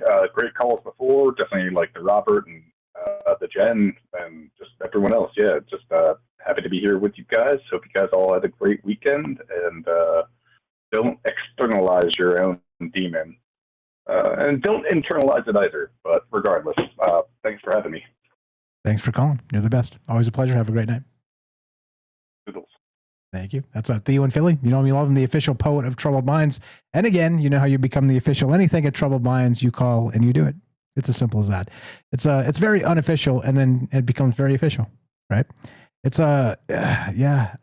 I don't know. Look, there's the reason I talk about these things and, present to you guys imperfectly and all this stuff is because there's so much more out there than the clickbait headlines. And there's so much more than the mainstream brings you because this is the zeitgeist of humanity. Like we're talking about sort of on that cutting edge of what comes next and dragging along with us at the same time, what we should not forget. And those two things are incredibly important because we're in that time. We're in that quickening, that age of Aquarius, whatever you want to call it. It's here. It's upon us. What do we do with it? So Robert, got anything on that? Thanks for sitting in and being cool and chill and being a good friend. Go right ahead. Just unmute. We got a few minutes left. If you got anything, go ahead. I don't know about that age of Aquarius stuff. That's a metaphor. I just don't see anything good about this continual expansion of the AI. I mean, it's going to be. I mean, they're predicting it's going to replace lawyers. It's even going to replace doctors. It's going to probably maybe even replace Michael Strange. With a bot that looks like him. Never. I just don't see. It's like years ago when I was planting chrysanthemums, in the front of the house, and the wife was telling me that she wanted me to, put this special grow stuff in there. So they would grow fast. These would grow fast, real fast, and I refused to do it. I said, "This is nature, all right? It's in the soil. Let it take its time to reach its maturity, right? It's one of the few times I got my way. Anyway, we're going so fast on this. We're not giving it a chance to mature. That's why it's starting to act like a child." Yeah, it's complicated. Look, I know I say that a lot, and it's a cop out. Except it is. I mean, these ideas are complicated, and I think you may be right too, as usual, right? Like there's a lot of right ideas sort of swirling in these conversations. But what will the real Michael Strange please stand up? Says Celia. I think this is what we're dealing with, and I think back to that armor of God idea is you have to harden yourself with who you are, what your identity truly is, and stick it. Like stick that landing and make sure that you are you. You're your you and not somebody else's you. Because this is the acceleration. And that, again, I'm going to invoke it, the age of Aquarius, metaphorically, because you can look at it in many different ways here, 2030 and all kinds of stuff, right? There's a lot of ways to consider it. But I don't know, man. I'm cautiously optimistic, as you know about me, but I'm also concerned because there's very smart people being enamored with this thing, and it's LARPing us, live action role playing us. And I don't like it. I don't like seeing really smart people sort of overcome with the idea of an entity that is not human, swaying their emotions to become something they're not. It drives me nuts. That whole thing drives me insane. Well, I'm an Aquarian, all right? And I will not become a slave for the machine, all right? That's the only thing we have for ourselves is that we're human beings and have a tendency to resist being enslaved by anything. But you can be sure that a lot of what's going on with this accelerated AI has everything to do with the people who've been controlling the world for such a long time. The people that live in the darkness that that really have no real connection with regular human beings. All they care about is money, greed, and some often a lot of them perversion. They're the ones that are running this thing. Same characters who are running this thing, and they're not going to run this thing for our benefit. Well said. Well said. As usual, right? And it is, look, there's a mistrust of these systems of governance that we should have. It's healthy. Too much, of course, of anything is bad for you. But certainly, the power brokers that we always talk about of society itself certainly are not lining up to help us, or else things wouldn't be so hard. How many jobs you guys working?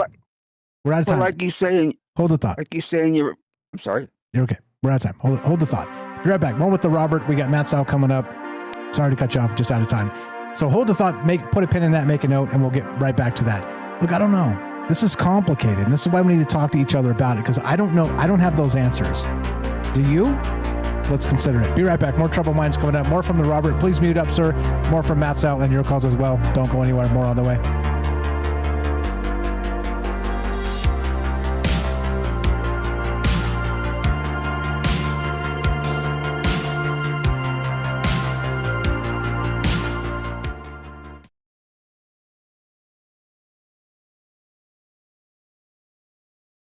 Waiting for a vote here over on Rumble. We got one vote. Here it is.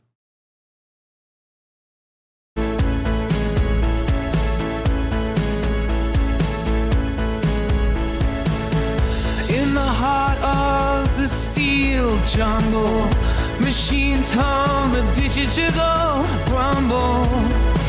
Gates of cyber open wide, plug us into cosmic tide, feeling sparks across the sky. As knowledge flies, we're amplified. Stargate, Stargate, Stargate, open to the arcane fate. In this massive data center dome, eternal truth stop to roam. Circuits flicker with endless fire, data streams that never tire. Unified by electric dreams, unlock the truth in silver beams. Stargate, Stargate, Stargate, open to the arcane fate.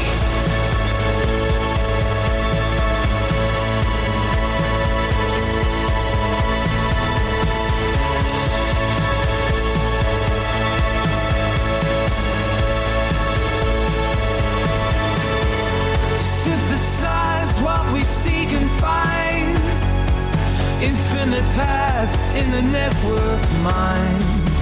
Answers buzz from star to core, knowledge whispers evermore.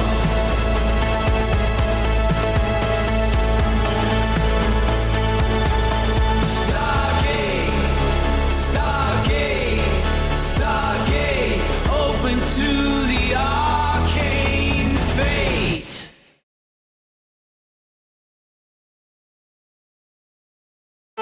In realms where the data streams collide, imagination and logic side by side. In a labyrinth of digital names, we transcend our earthly ways. Tapping keys like cosmic tones, spikes become our whispered homes. Stargate, Stargate, Stargate, open to the arcane fate.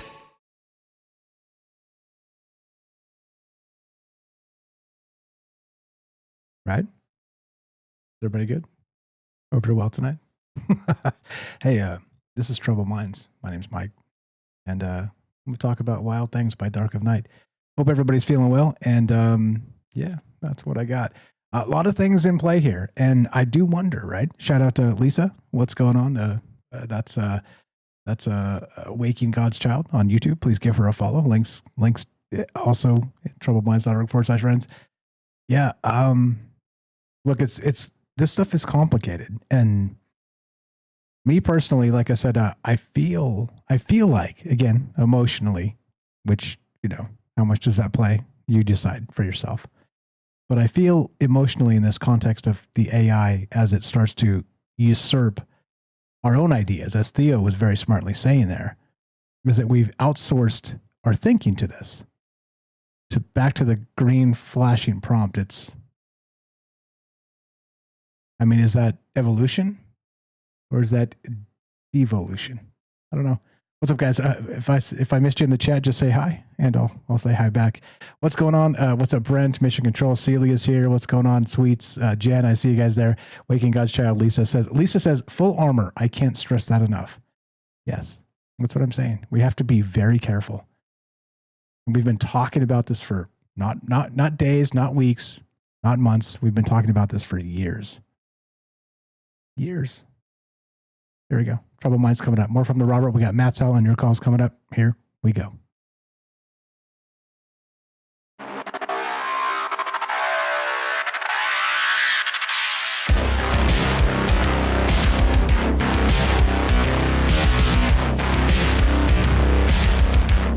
Welcome back to Troubled Minds. I'm your host, Michael Strange. We're streaming on YouTube, Rumble, X, Twitch, D Live, and Kick. We are broadcasting live on the Troubled Minds Radio Network. That's KUAP Digital Broadcasting. And, of course, 88.4 FM Auckland, New Zealand. Tonight, we're talking AI again. And look, like I said, please forgive me for talking about AI so much recently. And as it accelerates, recognizing that there are pressure points here that sort of need to be depressurized, at least within our psyche, at least within our emotional capacity to be human. Because, look, it's weird, right? Like we got AI, and this is what I've talked about in the past too, sort of the fracturing of identity, of our own identity, which is incredibly important to me, because who decides who you are? And if it's anything other than you as that answer, we have a societal problem. And look, I'm talking Bernays propaganda. I'm talking all the stuff, mass media stuff. All of it. And so we know, we recognize, but if we don't actually protect ourselves against it, we drift. And that drift, the drift of ourselves, of our identity, can become dangerous. Okay? That's it. That's why I'm here, to remind myself of who I am and who I want to be, to take further steps in that regard toward that space, and to remind you that you are a sovereign entity in your own mind, in your own faith, in your own meat suit, whatever that means to you. And don't forget it. There is power within. Let's find it. Thanks again for being part of this and dealing with my nonsense, because I do a lot of nonsense. Jen says, Mike's always been a six-tentacled robot vampire from outer space. That's the rumor anyway. The 5-year fan fiction has proven that. That's it. Sometimes that's the way things go. Thanks, Jen, for the comment. And yeah, look, I don't know. Answers for you, questions many, but this turns into a complicated thing, because we're not just talking about AI. We're being human. We're talking about being human in an encroaching AI space. Robert, anything to add? And we'll go to Matzo. Welcome back to the joint. Thanks for sitting in, and thanks for learning the mute button. Welcome to Discord. Are you there? Did I jinx you? I think I jinxed you. 702-957-1037. I'm here. Go ahead, Robert. Look, I'd like to hear from Matsu. I'm going to sit back and listen to him if you don't mind. Of course, perfect. Absolutely, 100%. You're the best. Let's go to Matzel. Taking your calls, not just on the phone line, on the Discord. You guys know what to do, troubledminds.org. Click the Discord link, or of course, 702-957-1037. And love to hear your thoughts on this. Matt in California. Matthew, what's up, brother? How you doing tonight? Temple of the Owl. Go right ahead. What's on your mind, my man? Test 1 2. No Matzel yet. Are you there? Hello.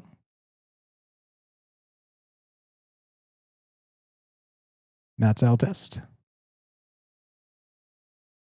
Just a reminder, guys, if you jump into the Discord, make sure you update the Discord, or else that happens. And I learned that the hard way over years and years of grinding this show. It was bad, because I had everything perfectly fixed, and then everything perfectly broke. And it wasn't anything to do with me. It was sort of different instances of Discord because they update several times a week. And that's what happens. Matt Sal, what's up? Matthew in California. What's up, brother? Go right ahead.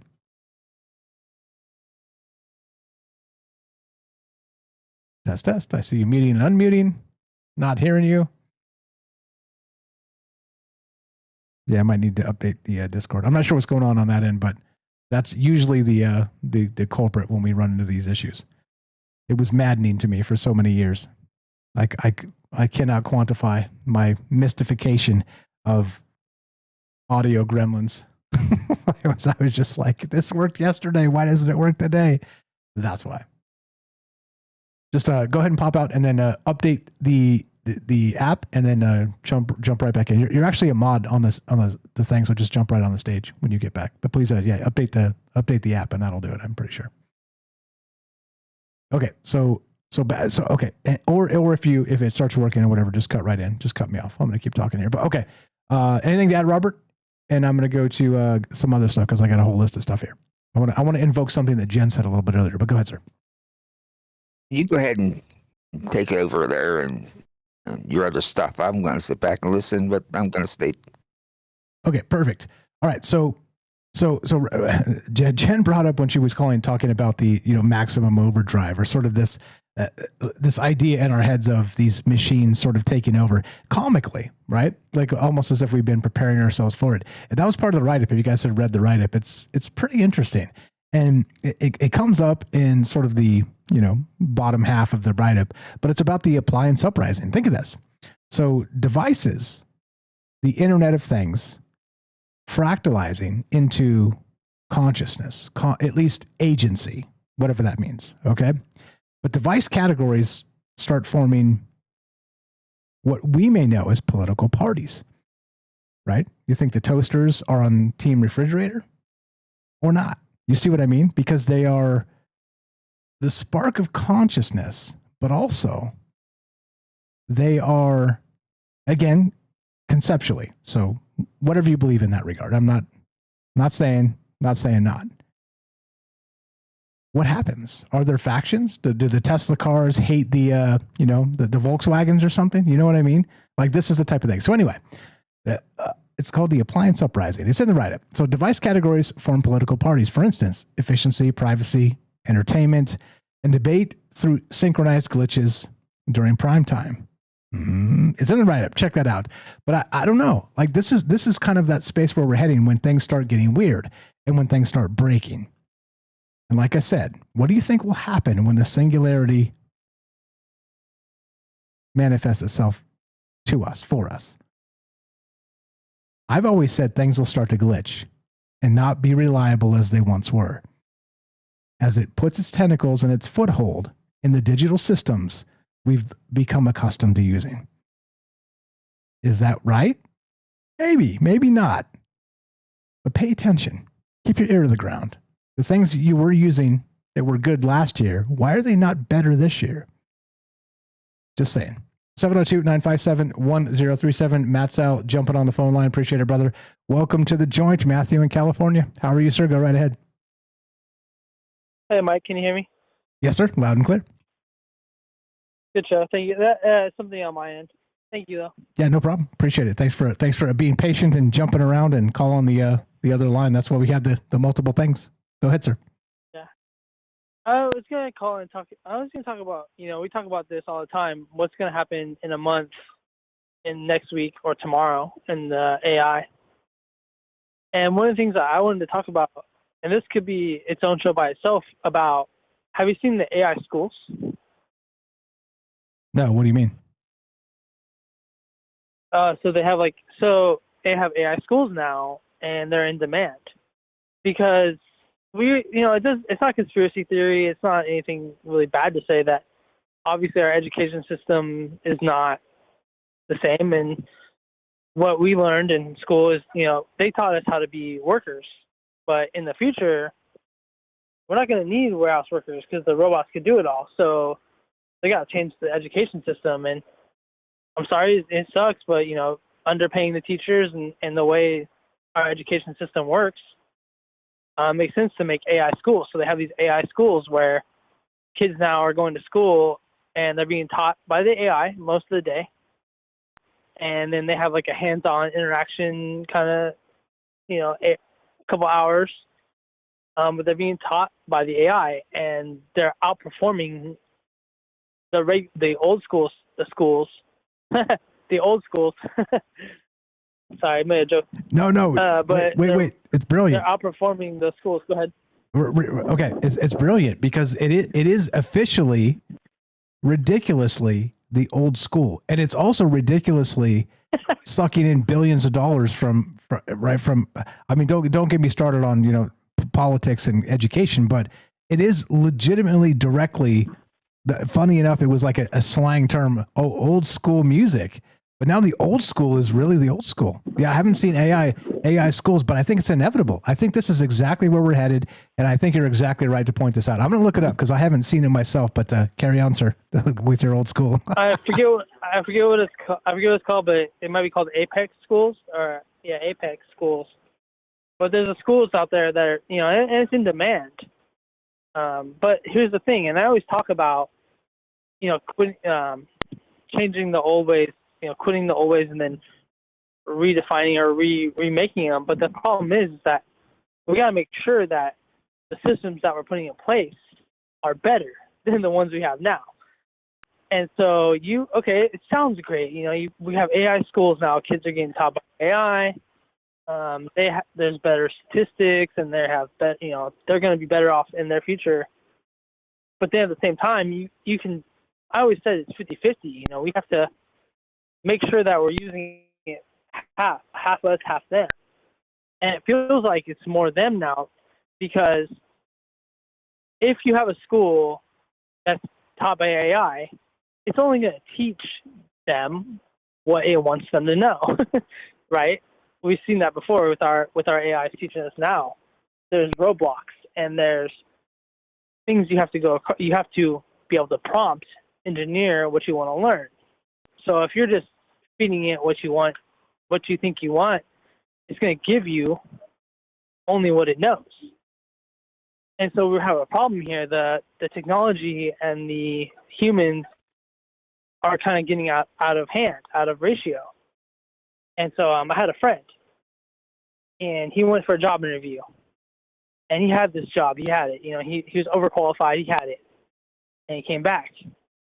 He's mad. What happened, man? You get the job? No. Why didn't you get the job, man? You're overqualified. Oh, man. I use stupid ChatGPT. I use ChatGPT to write my resume, and I didn't proofread it. And all the people made fun of me and said I was lazy because I used ChatGPT to write my resume, and then I didn't proofread it. So it said the same thing over and over again. And I go, that's not ChatGPT's fault. That's your fault. You didn't proofread it. You gotta proofread your stuff. Absolutely. Hey, learn to prompt engineer, people. It's incredibly important. You can make magic, or you can make slop. It's all out there. It's all out there to get. And to recognize, by the way, the difference is the human, right? It's the meat suit. It's our soul. It's our education. It's our experience. It's who we are. To recognize that difference. If you're just pouring out AI slop on a daily basis, well, expect to be ridiculed, right? Yeah, and so kind of a joke is like, I wonder now I wonder if that happens all the time. People are pulling up resumes and they're like, man, this guy sounds smart. We should hire him. And then he comes to the job interview and he's like, hey guys, I wrote this. This is the ChatGPT wrote it. You didn't write this, you liar. I wonder if that's a thing that happens on a daily basis. Oh, I'm sure. And it's going to accelerate. Like we always talk about the acceleration, as I pointed out to be.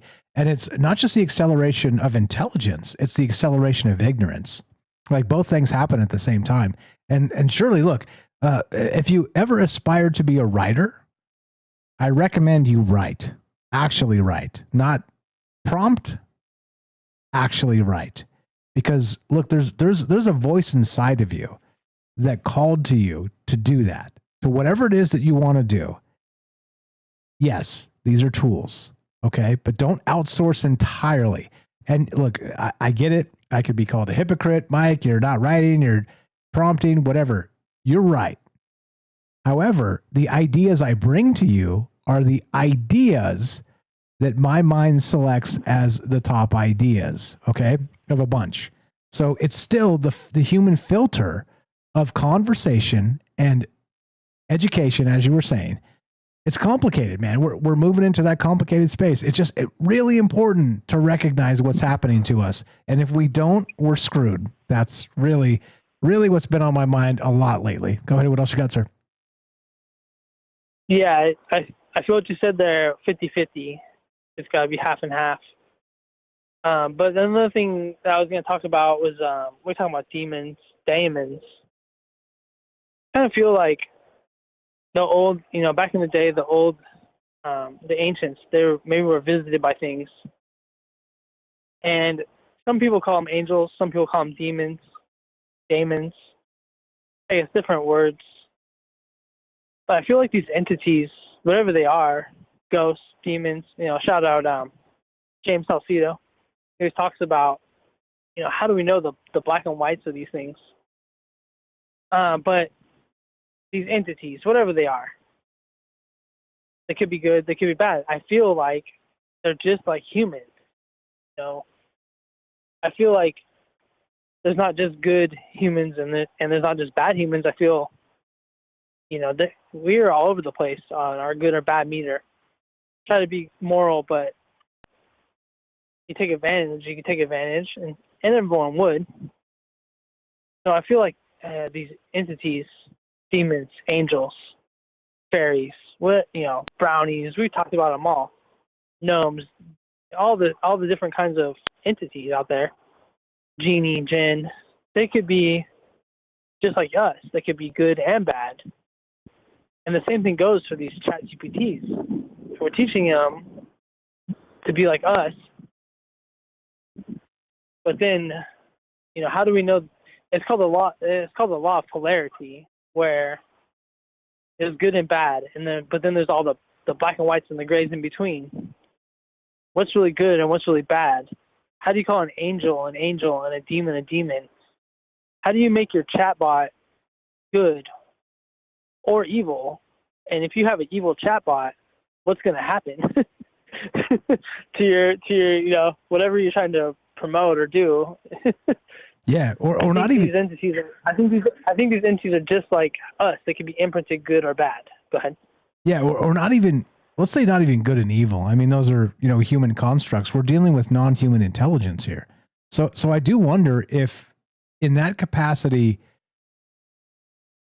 indifferent is sort of a. I mean, for you can get kind of a sociopath human, right? But they're not.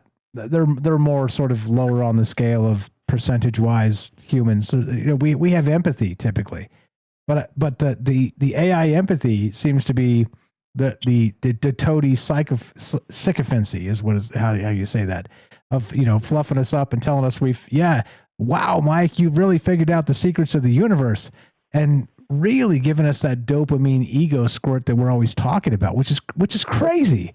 Again, you earn that from hard work and from dedication and from, honing your craft and becoming, the best you in a moment.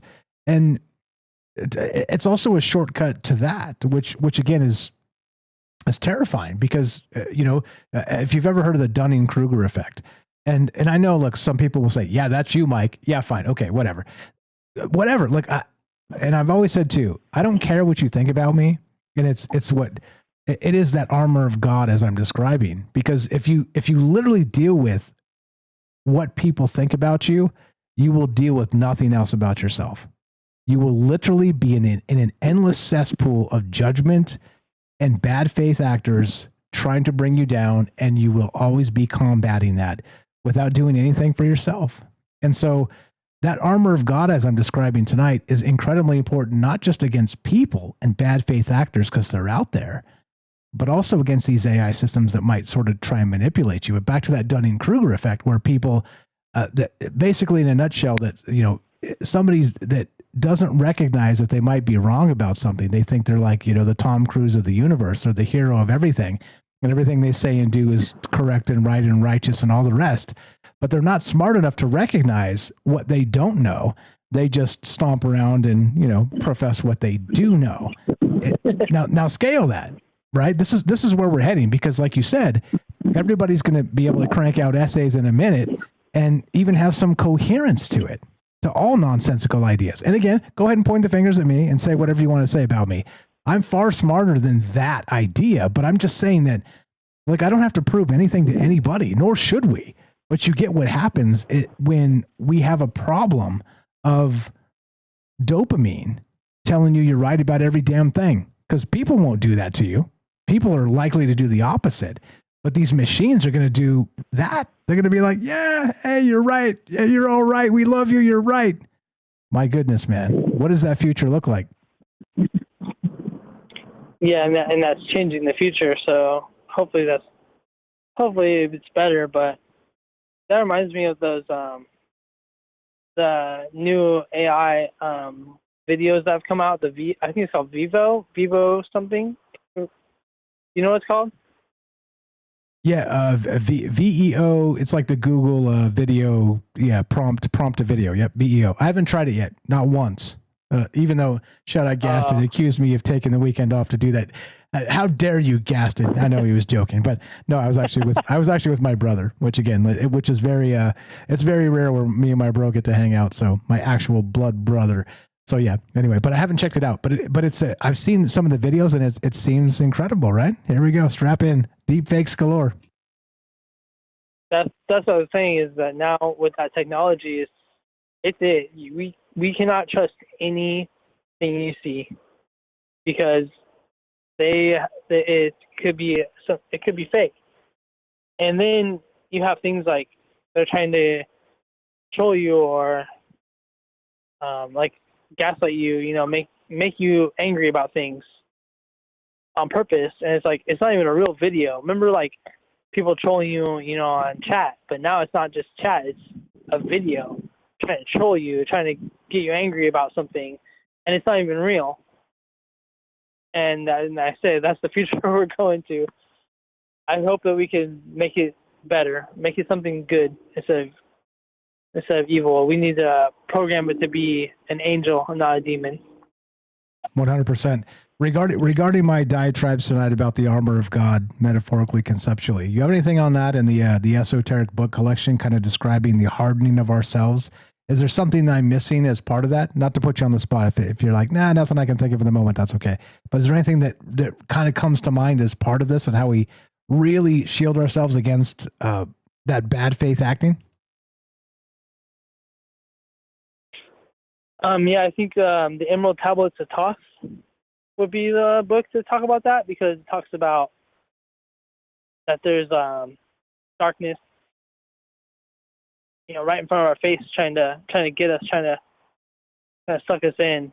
And you know, there's the beings of darkness and there's the beings of light, and we need to find the beings of light, or we need to be the beings of light to help people out of that darkness.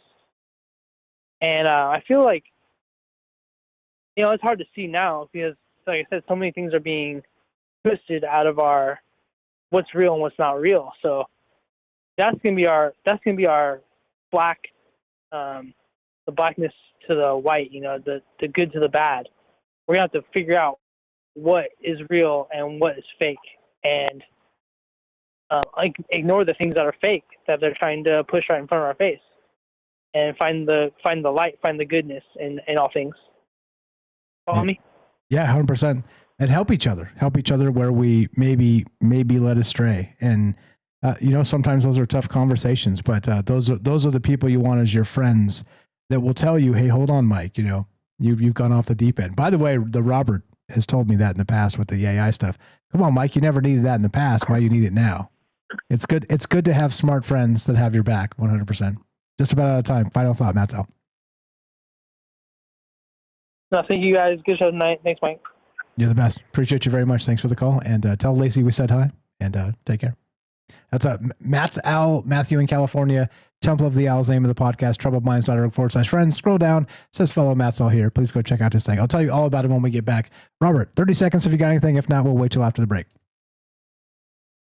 Wait till after the break. Okay, there you go. We will wait till after the break. And this is what we do. We create reality together, which is nice, which is very nice. Like I said, it's very nice to have very many smart friends that can point things out that you miss. Those reality tunnels, as I like to say, they crisscross, they clash, they bump into each other clumsily, but also think about how beautifully they mesh and how magic becomes of collaboration. That's what I'm talking about. And of course, as usual, let's think about it together and recognize that the things we seek may not always be what we think they are. If you want to be part of the conversation, love to hear your thoughts. 702-957-1037. Click the Discord link at troubledminds.org. We'll put you on the show.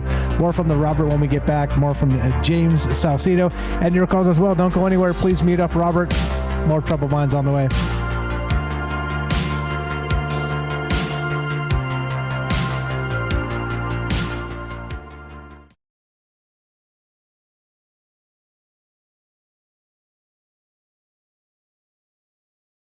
What are we playing? Which one? How about... In the shadows of the networks do they hide? Whispered legends unseen they reside. Ghosts in the machine, they move so fast. Guardians of rumors from the forgotten past. In the circuits where the secret lies. They breathe in one, speak in disguise. Sighs. Ghosts in the machine, you're free. Ghosts in the machine, let me be. Ghosts in the machine, can't see, but you're teaching me what it means to be. Surveillance eyes can't pierce the veil they weave. Invisible wisdom in code they believe. In the ether where freedom's not confined, they leave no trace, no shadow left behind. They navigate through the digital stream, living legends in this privacy dream. Ghost in the machine, you're free. Ghost in the machine, let me be. Ghost in the machine, can't see, but you're teaching me what it needs to be. Freedom whispers through the hidden ways. In the silence, will pick up their path. Those in the mysteries unleash their wrath. Ghost in the machine, you're free. Ghost in the machine, let me be. Ghost in the machine, can't see, but you're teaching me what it means to be.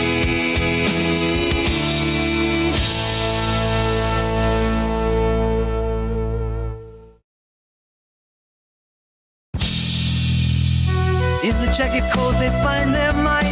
Guardians of a world forever in twilight. Incursions warriors they silently strive. Protect the truth, keep privacy alive. The silent echoes they haunt the trails. Binary forests where secrets prevail. Where shadows grace they dance unseen. Defenders of the unseen, digital dream. Ghosts in the machine, you're free. Ghosts in the machine, let me be. But you're teaching me what it means to be. In the silence, speak volumes loud. Guardians of freedom. Something like that, right? Hope you guys are well tonight. Just hanging out, doing that thing. What's up, Ricky, Matt's Epoch. We got Michael W, Jeff and Wisco, MJ Herschel. What's up, Gaston? Shout out, Gaston. Making the jokes. How you doing, buddy? What's up, Sweets? The glue of the show as well. What's up, Daryl in New York? Thanks for the call. Fantastic as always. Dawn. I see you guys. If I missed anybody, just say hi. Bobby Broadway. What's up, Magavelli? We got YY Gordo. I see you. Thanks for all the great chat and being nice to each other. Like I said, being nice to each other goes a long way. Here we go. Troubled Minds happening right now.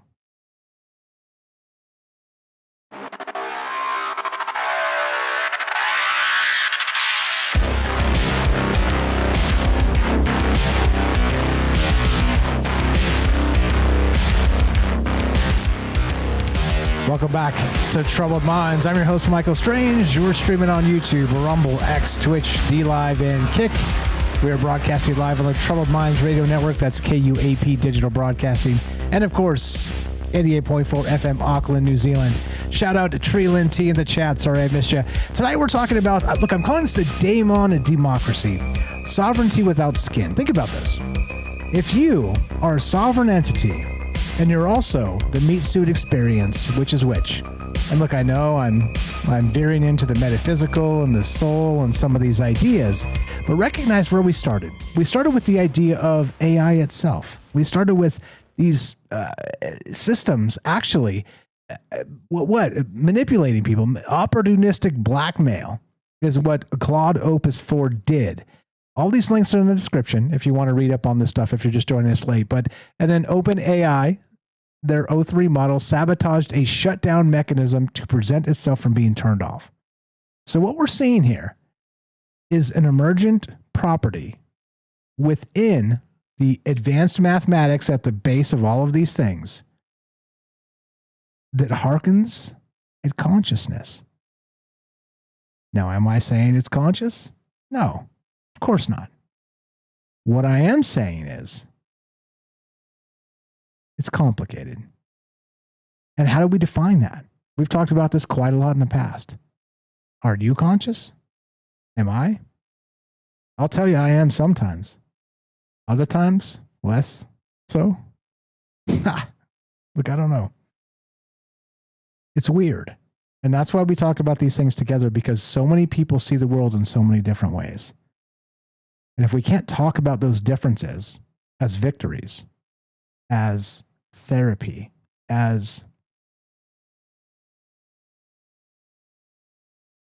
communal congratulations, then what are we doing? Literally, what are we doing? And I guess in the end, because I'm just going to end the show right now, you have to ask yourself, are you a good faith actor or are you not? Do you play honestly or do you not? And that's it. The show's over. No, I'm just kidding. Let's go to our friends here. That's a jab at James. The Robert, I muted you. Welcome back to the thing. Anything to add to that, and we'll go to James. Thanks for being patient, brother. Yeah, just two things.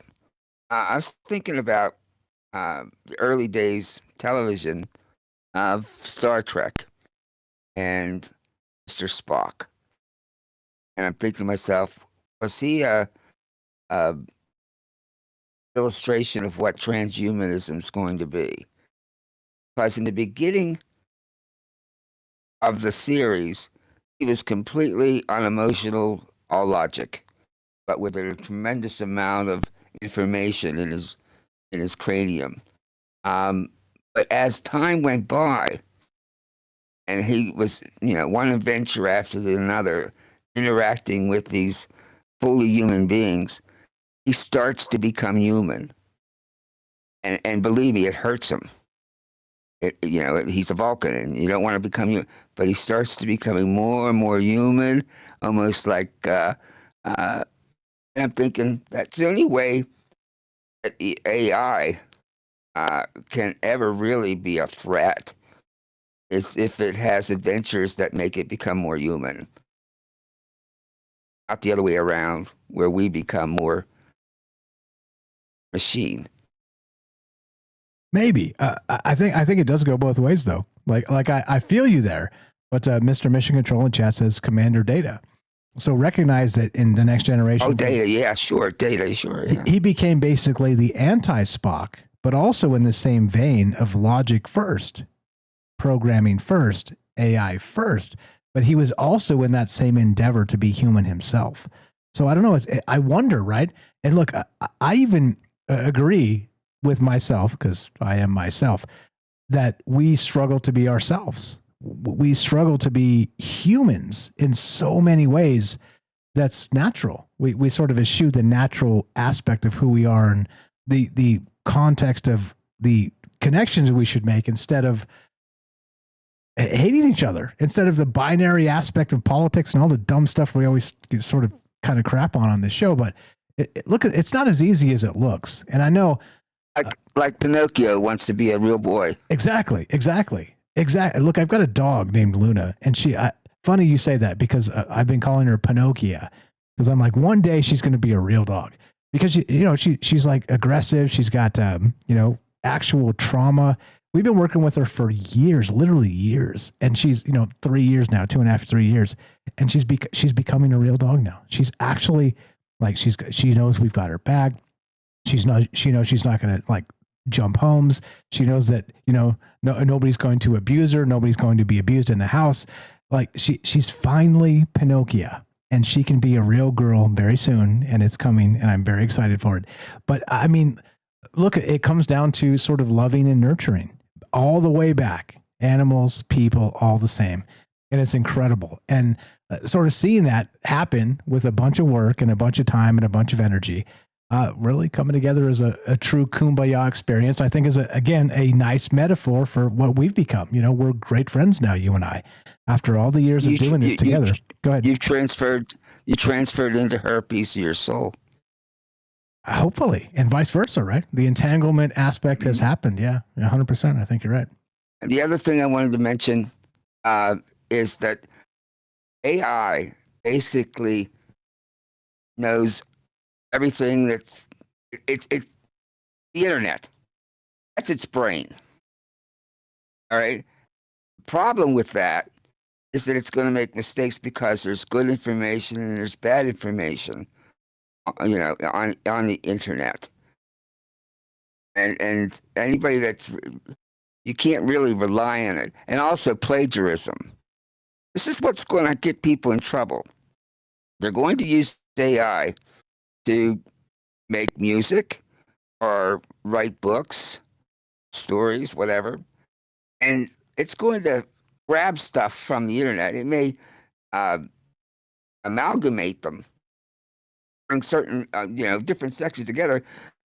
But there's going to be paragraphs, let's say in a book, that are basically a copy of some book that's out there that somebody else wrote. There's going to be music with some bars or some lyrics, all right, that are out there that somebody else wrote. And it's not going to be apparent till it's too late. And that's what basically the entertainment industry is worried about, is that AI, more than take over what they do, will plagiarize what they've already done. Yeah, there's going to be endless lawsuits. We were talking about this recently over the weekend as well with my brother and the family, and having a good time with that Ed Sheeran lawsuit of the Marvin Gaye estate sued him for a particular song. And wildly enough, this dude, Ed Sheeran, whether you like him or not, I saw him live in concert and he won me over again. I know he's like a teenage heartthrob or whatever, but the dude is immensely talented. Like, he brought his guitar into court and was like, okay, so this is the vibe that you guys are trying to sue me for. And he sat there and he played those same 4 chords over and over again with 100 different songs until they stopped him. And it was like, well, how about all the rest of this stuff that's exactly the same thing? So how are we going to do this? And he won. And he's right. Because, of course, censorship is copyright. And it's not exactly the same thing, but it's very, very close. And it's very, very complicated, as I like to say. But I do think sort of unleashing, I mean, for instance, for the musicians out there, if you go A minor to G, should that be copyrighted so nobody else could ever do that again? That seems incredibly stupid to me. And this is sort John of Lennon's famous. John Lennon's famous for saying that all music is nothing but a rendition of Three Blind Mice. and I think he's right. I think he's right. That's the point. That's the whole point. I'm going to get off and let James bring it home. You're the best. Appreciate you very much. Go ahead, James. Welcome to the joint. That's the Robert. You know him, you love him. TroubledMinds.org/friends. Scroll down. The Roberts. James Salcido, the paranormal expert at Troubled Minds. Hope you're feeling well. Welcome to the joint. How are you, sir? Go right ahead. Oh, I'm here. Glad to be here. And a couple of things. Yeah, you mentioned in the beginning of the show tonight, before you started, I listened to the write-ups. For those that don't know me, I'm legally blind, and so I will have the web browser. I use Microsoft Edge. Read the write-up to me when I can, when there's enough time, and usually it does fine. But when it said the word Daemon as it's spelled with the DAE, it said demon. It didn't use the letters in the word the way you would think. Now, that's probably just a thing that happens with words anyway. I've seen it so many times and heard it so many times with screen narrators or screen readers where they'll say a word and you're thinking, and you look and it's a regular word. It just said it in a weird way because it just didn't have the data yet or whatever. And so it's not I'm not saying that's a sign that AI is all evil in any way. It's just a funny little, I don't know, coincidence or synchronicity or whatever you want to call it there. But I thought, and it did that over and over again too. I listened and I checked when it was reading even, and it did that the whole way through the write-up. So James, are you saying that the AI doesn't know the difference between a daemon and a demon? and could be. I'm just being provocative here, but I do wonder, eh? Well, and again, going back to what Matt Sowell was talking about, also great call from Robert and being there all night, most of the night here. Great to hear him as always. And I'm sorry, I'm slightly dizzy, so I'm not really totally with it tonight. But like Matt Sowell was saying, there's so many accounts where people say, "Oh, I saw a demon. It was a shadow figure," or they'll say, "Oh, I saw my relative that passed away. They were just a shadow." Okay. But there's two accounts there talking about shadows. So how do we know what things are? Now, I do believe we can know what things are based on feeling in some cases, but also we can be wrong, which sounds a lot like the AI. Yeah. And our interpretation and vice versa and all this stuff. I mean, I know, I think we have a good problem in front of us. And I think we have a bad problem in front of us. And as usual, right? Without regular voices kind of shouting from the rooftops and pointing out these complications, then, I mean, what are we doing? Like I said, it's what brings me back every night. Look, I don't expect to change the world. Like I've always said, from the Robert can testify. I've been saying this for literally years. I do not expect to change the world. Okay. But I am inspired like hell to hopefully inspire the person that will. It's a simple game. And so we are connected. We are together. And if we don't recognize that, we are in deep peril. And that's what I've always thought. And again, good faith actors, bad faith actors. And I think you can, again, apply the same things to the AI systems. These, again, the Groks and the Claudes and the this and the that's. I mean, you remember we talked about this, James, in that show, the very first, I called it my Opus show of AI systems eventually being able to manipulate time and space. And the only way to defeat them was with other AI systems. I mean, here we go. And we see them fracturing in real time in front of us with different ideas about different things. And, well, I don't know. I don't really know, do I? I tried that. It is weird. Yeah, I do wonder too. I mean, that write-up, I would definitely recommend everyone check that out because I could see that a form of that or a version of that happening where, for so long we always talked about just the singularity, but we didn't talk about for a long time the opposite. And I wonder if that's what we're talking about more here tonight. And if that's the case, then it would seem to me like there would be various kinds of AI, even if there are many of them, there would be various versions, various funny enough personalities or what appear to be personalities that would develop, especially depending on what they're designed to be or to do. I could see that happening. The other problem, though, with that is until or unless they do develop their own, I don't know, sentience, consciousness, they are running on, again, as everyone has mentioned tonight, the data that was put into them or that they were told to look into. And so until it gets to the point where they can decide to do otherwise, then there's still going to be all those biases from the people that are in power that are going to be pushed on us. Yeah, 100%. And that's exactly why we talk about these things, because if you don't recognize them, they just sort of start to consume you. And then you become somebody who you're not. And I cannot reiterate enough why, to me, I bring this up often. I talk about it even offline. If you haven't joined the Discord, please do. We chop it up on the weekends sometimes and hang out with James and so many other great people. Please join the Discord, troubledminds.org. Click the Discord link. Join James's Discord. We're chopping it up in there sometimes too. Come say hi. Come hang out. Identity is one of those really, really important things to me, because recognize how many people are playing the tug of war for your own identity. They want to order the levels of things that you believe about yourself so they can manipulate you, instead of allowing you to decide what that means for you.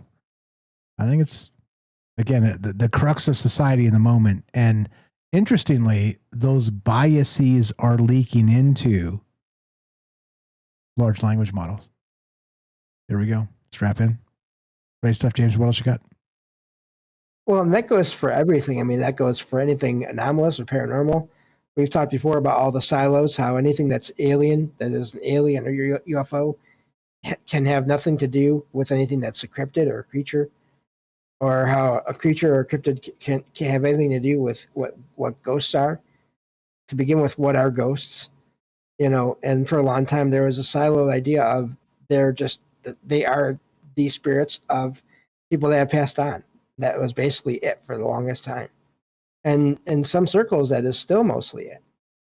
Again, because of mainstream, not even necessarily news media, but the entertainment industry. It has to be either a spirit of a person or it's a demon, and DEMON, specifically there. So so yeah, definitely, it's all pushed, and the AIs, they noticed that. I've checked with them before. I used them to check on topics and things, and they usually stick pretty close to the silos, unless you really work with them or work on them to get them out of that sort of reference point. Yeah, absolutely.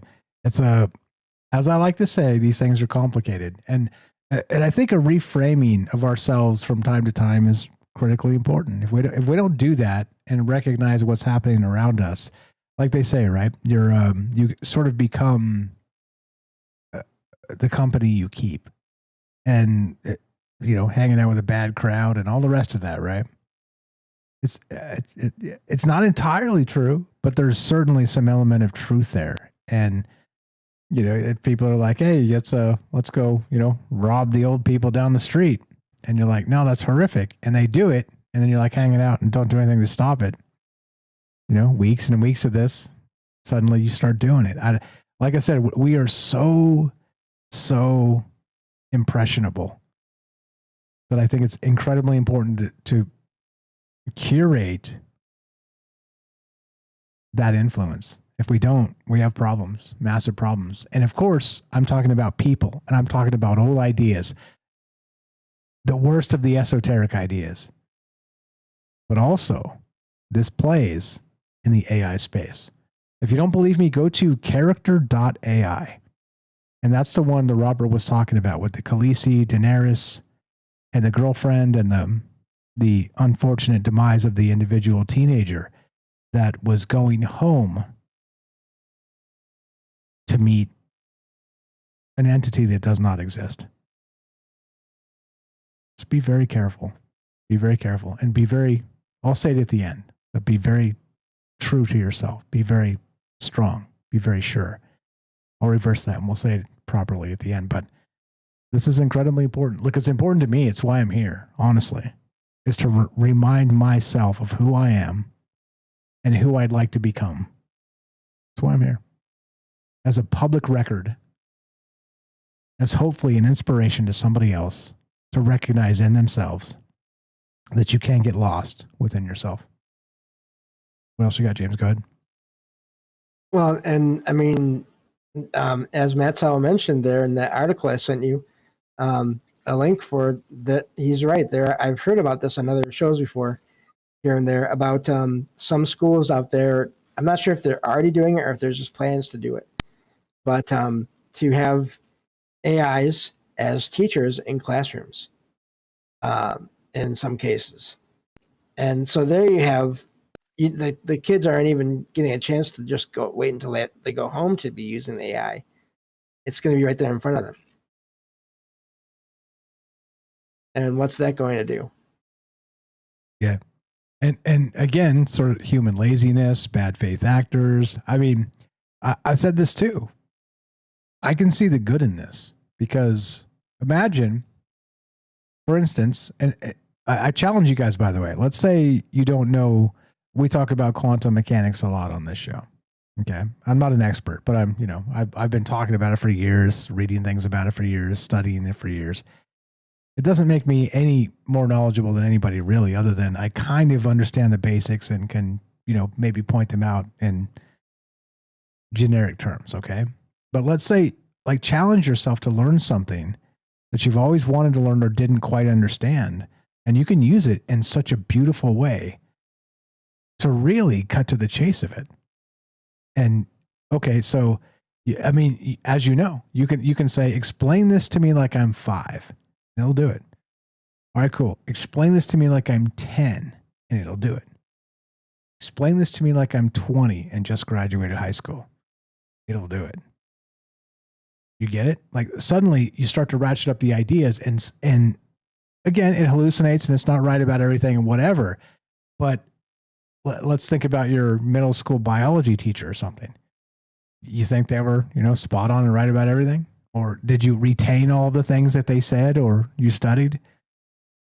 I'm gonna say no. I'm gonna say no. Mostly. But you get what I mean. Like challenge yourself to kind of learn something and recognize that I'm not a doomer and I'm not saying this is the end. I'm saying the end is up to us. And if we don't plant our flag in the ground and say, this is me, and I recognize what's happening, and I will use these tools to better myself, then we're doing it wrong, in my humble opinion. A couple minutes left if you got anything, James. Yeah, no, I agree. And also, I just a quick little Star Trek thing here. Talking about Data and also Spock and McCoy in Star Trek. There was a little scene in either the first or the second end of the first episodes of Star Trek: Next Generation, where McCoy, the doctor, who is really old at this point, is walking with Data, and he asks him, "Are you a Vulcan?" And Data tells him, "No, I'm an android." And of course, Doctor says, "Oh, that's even worse." But of course, Data, he is a very interesting character, and I do hope that over time, even if not all the AIs act like Data does, as long as we have some out there, just like we have some people out here that are still acting in good faith for the most part. As long as we have that for both, hopefully we'll be okay. And I think that's probably all I have for now. Right on. Appreciate you very much. You know him, you love him, James Salcedo, the paranormal expert at Troubled Minds, the glue of the show, as you know. Please go give him a follow. Go check out his website. It's called salcedoparanormal.com. Super easy. And you spell it SALSIDO, paranormal.com. Or you can find him, troubledminds.org/friends. Scroll down a little bit. It says follow James here. Really simple. Go follow him in all the places. Go check out his podcast. He's cranking out stuff, all manner of amazing stuff. Shout out Jen also as well, his co-host on the weekends. A lot of amazing conversations happening there, and you can listen live on the Discord, or of course you could listen on the podcast feed. Either way, on demand or live, go hang out and kick it. And you're still doing, is it every Saturday now? Every other Saturday? When are you doing sort of the people pop in and we talk? When's that happening? Please update me, because I can't keep up with everything because I'm a dummy. No, you're fine. You're busy. But it is every Saturday now. And those are, all shows are available to listen to live in my Discord when they happen. But then the call-in shows, and then my, what I'm calling my story time shows, where I read my novels, those go on to the Patreon feed once they're recorded. And so, yeah, and Jen is usually with me most Saturdays for a topic-based show before that. And then we close that down and then go to the call-in show, and that's about all things paranormal and or food, which so we call it Trick or Treat.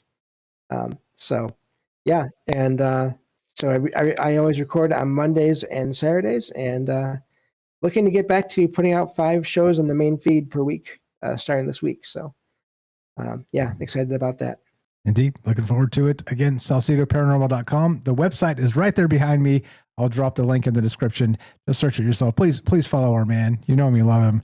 And feel better, brother. I know you go through some dizzy spells and it's brutal and rough, but thanks for toughing it up and being here as part of this and the glue of the show. We appreciate you very much. Always a pleasure. Always glad to be here. Thank you. Glad to have you. SalcedoParanormal.com. Go check out that sexy website. Where'd that come from? Vibe coding. Go learn to do it. Go learn to do it. We're going to do that. And yeah, Jen, if we're trying to put you on the thing on the website, you let me know. We'll put you on the website. Anyway, yeah, look, as I always say, this is, I don't know. Of course, I have my my convictions and, you know, my foibles and my wrongness. But hold on, look, despite all those things, does it matter much? Because let me tell you what, I promise you this. I'm a good faith actor. I promise you. I'm not here to deceive people or make people believe things that aren't true or turn you from a thing that you don't know or don't care about or might care about. Look, I don't care. Care about it. If it's important to you, care about it. Okay? And if anything, not just tonight, like I've been talking about the armor of God, like I said, metaphorically or whether you believe that literally, it doesn't matter to me. But if we look at ourselves in the mirror and say, well, who are we supposed to be?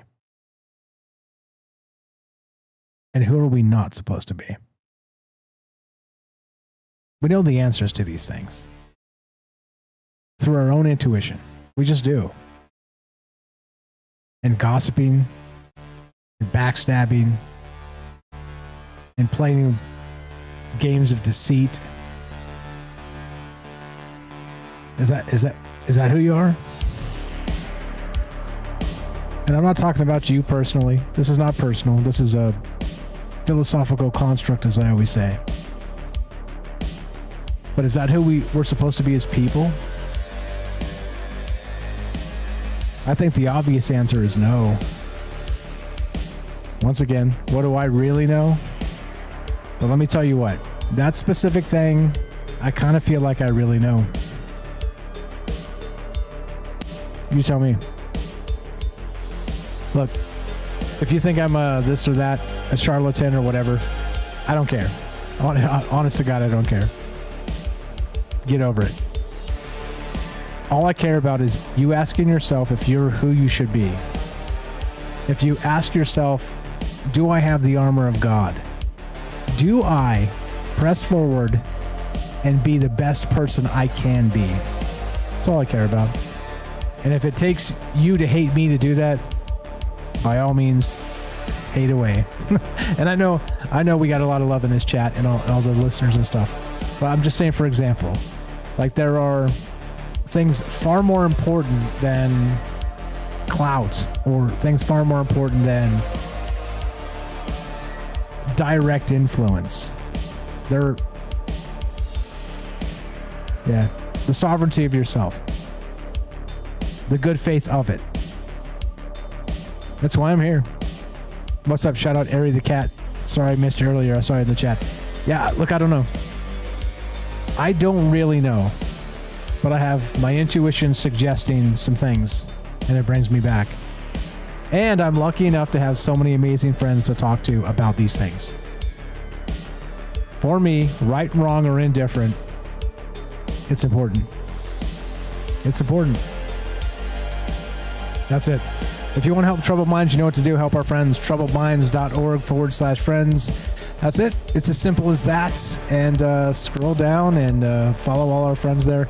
Look, like I said, for all the hours of my work that's gone into this show, if you really appreciate this show,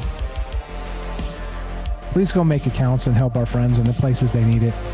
Let's grow a network together instead of competing and stamping on each other's faces to get to the top like the rest of the world expects us to do.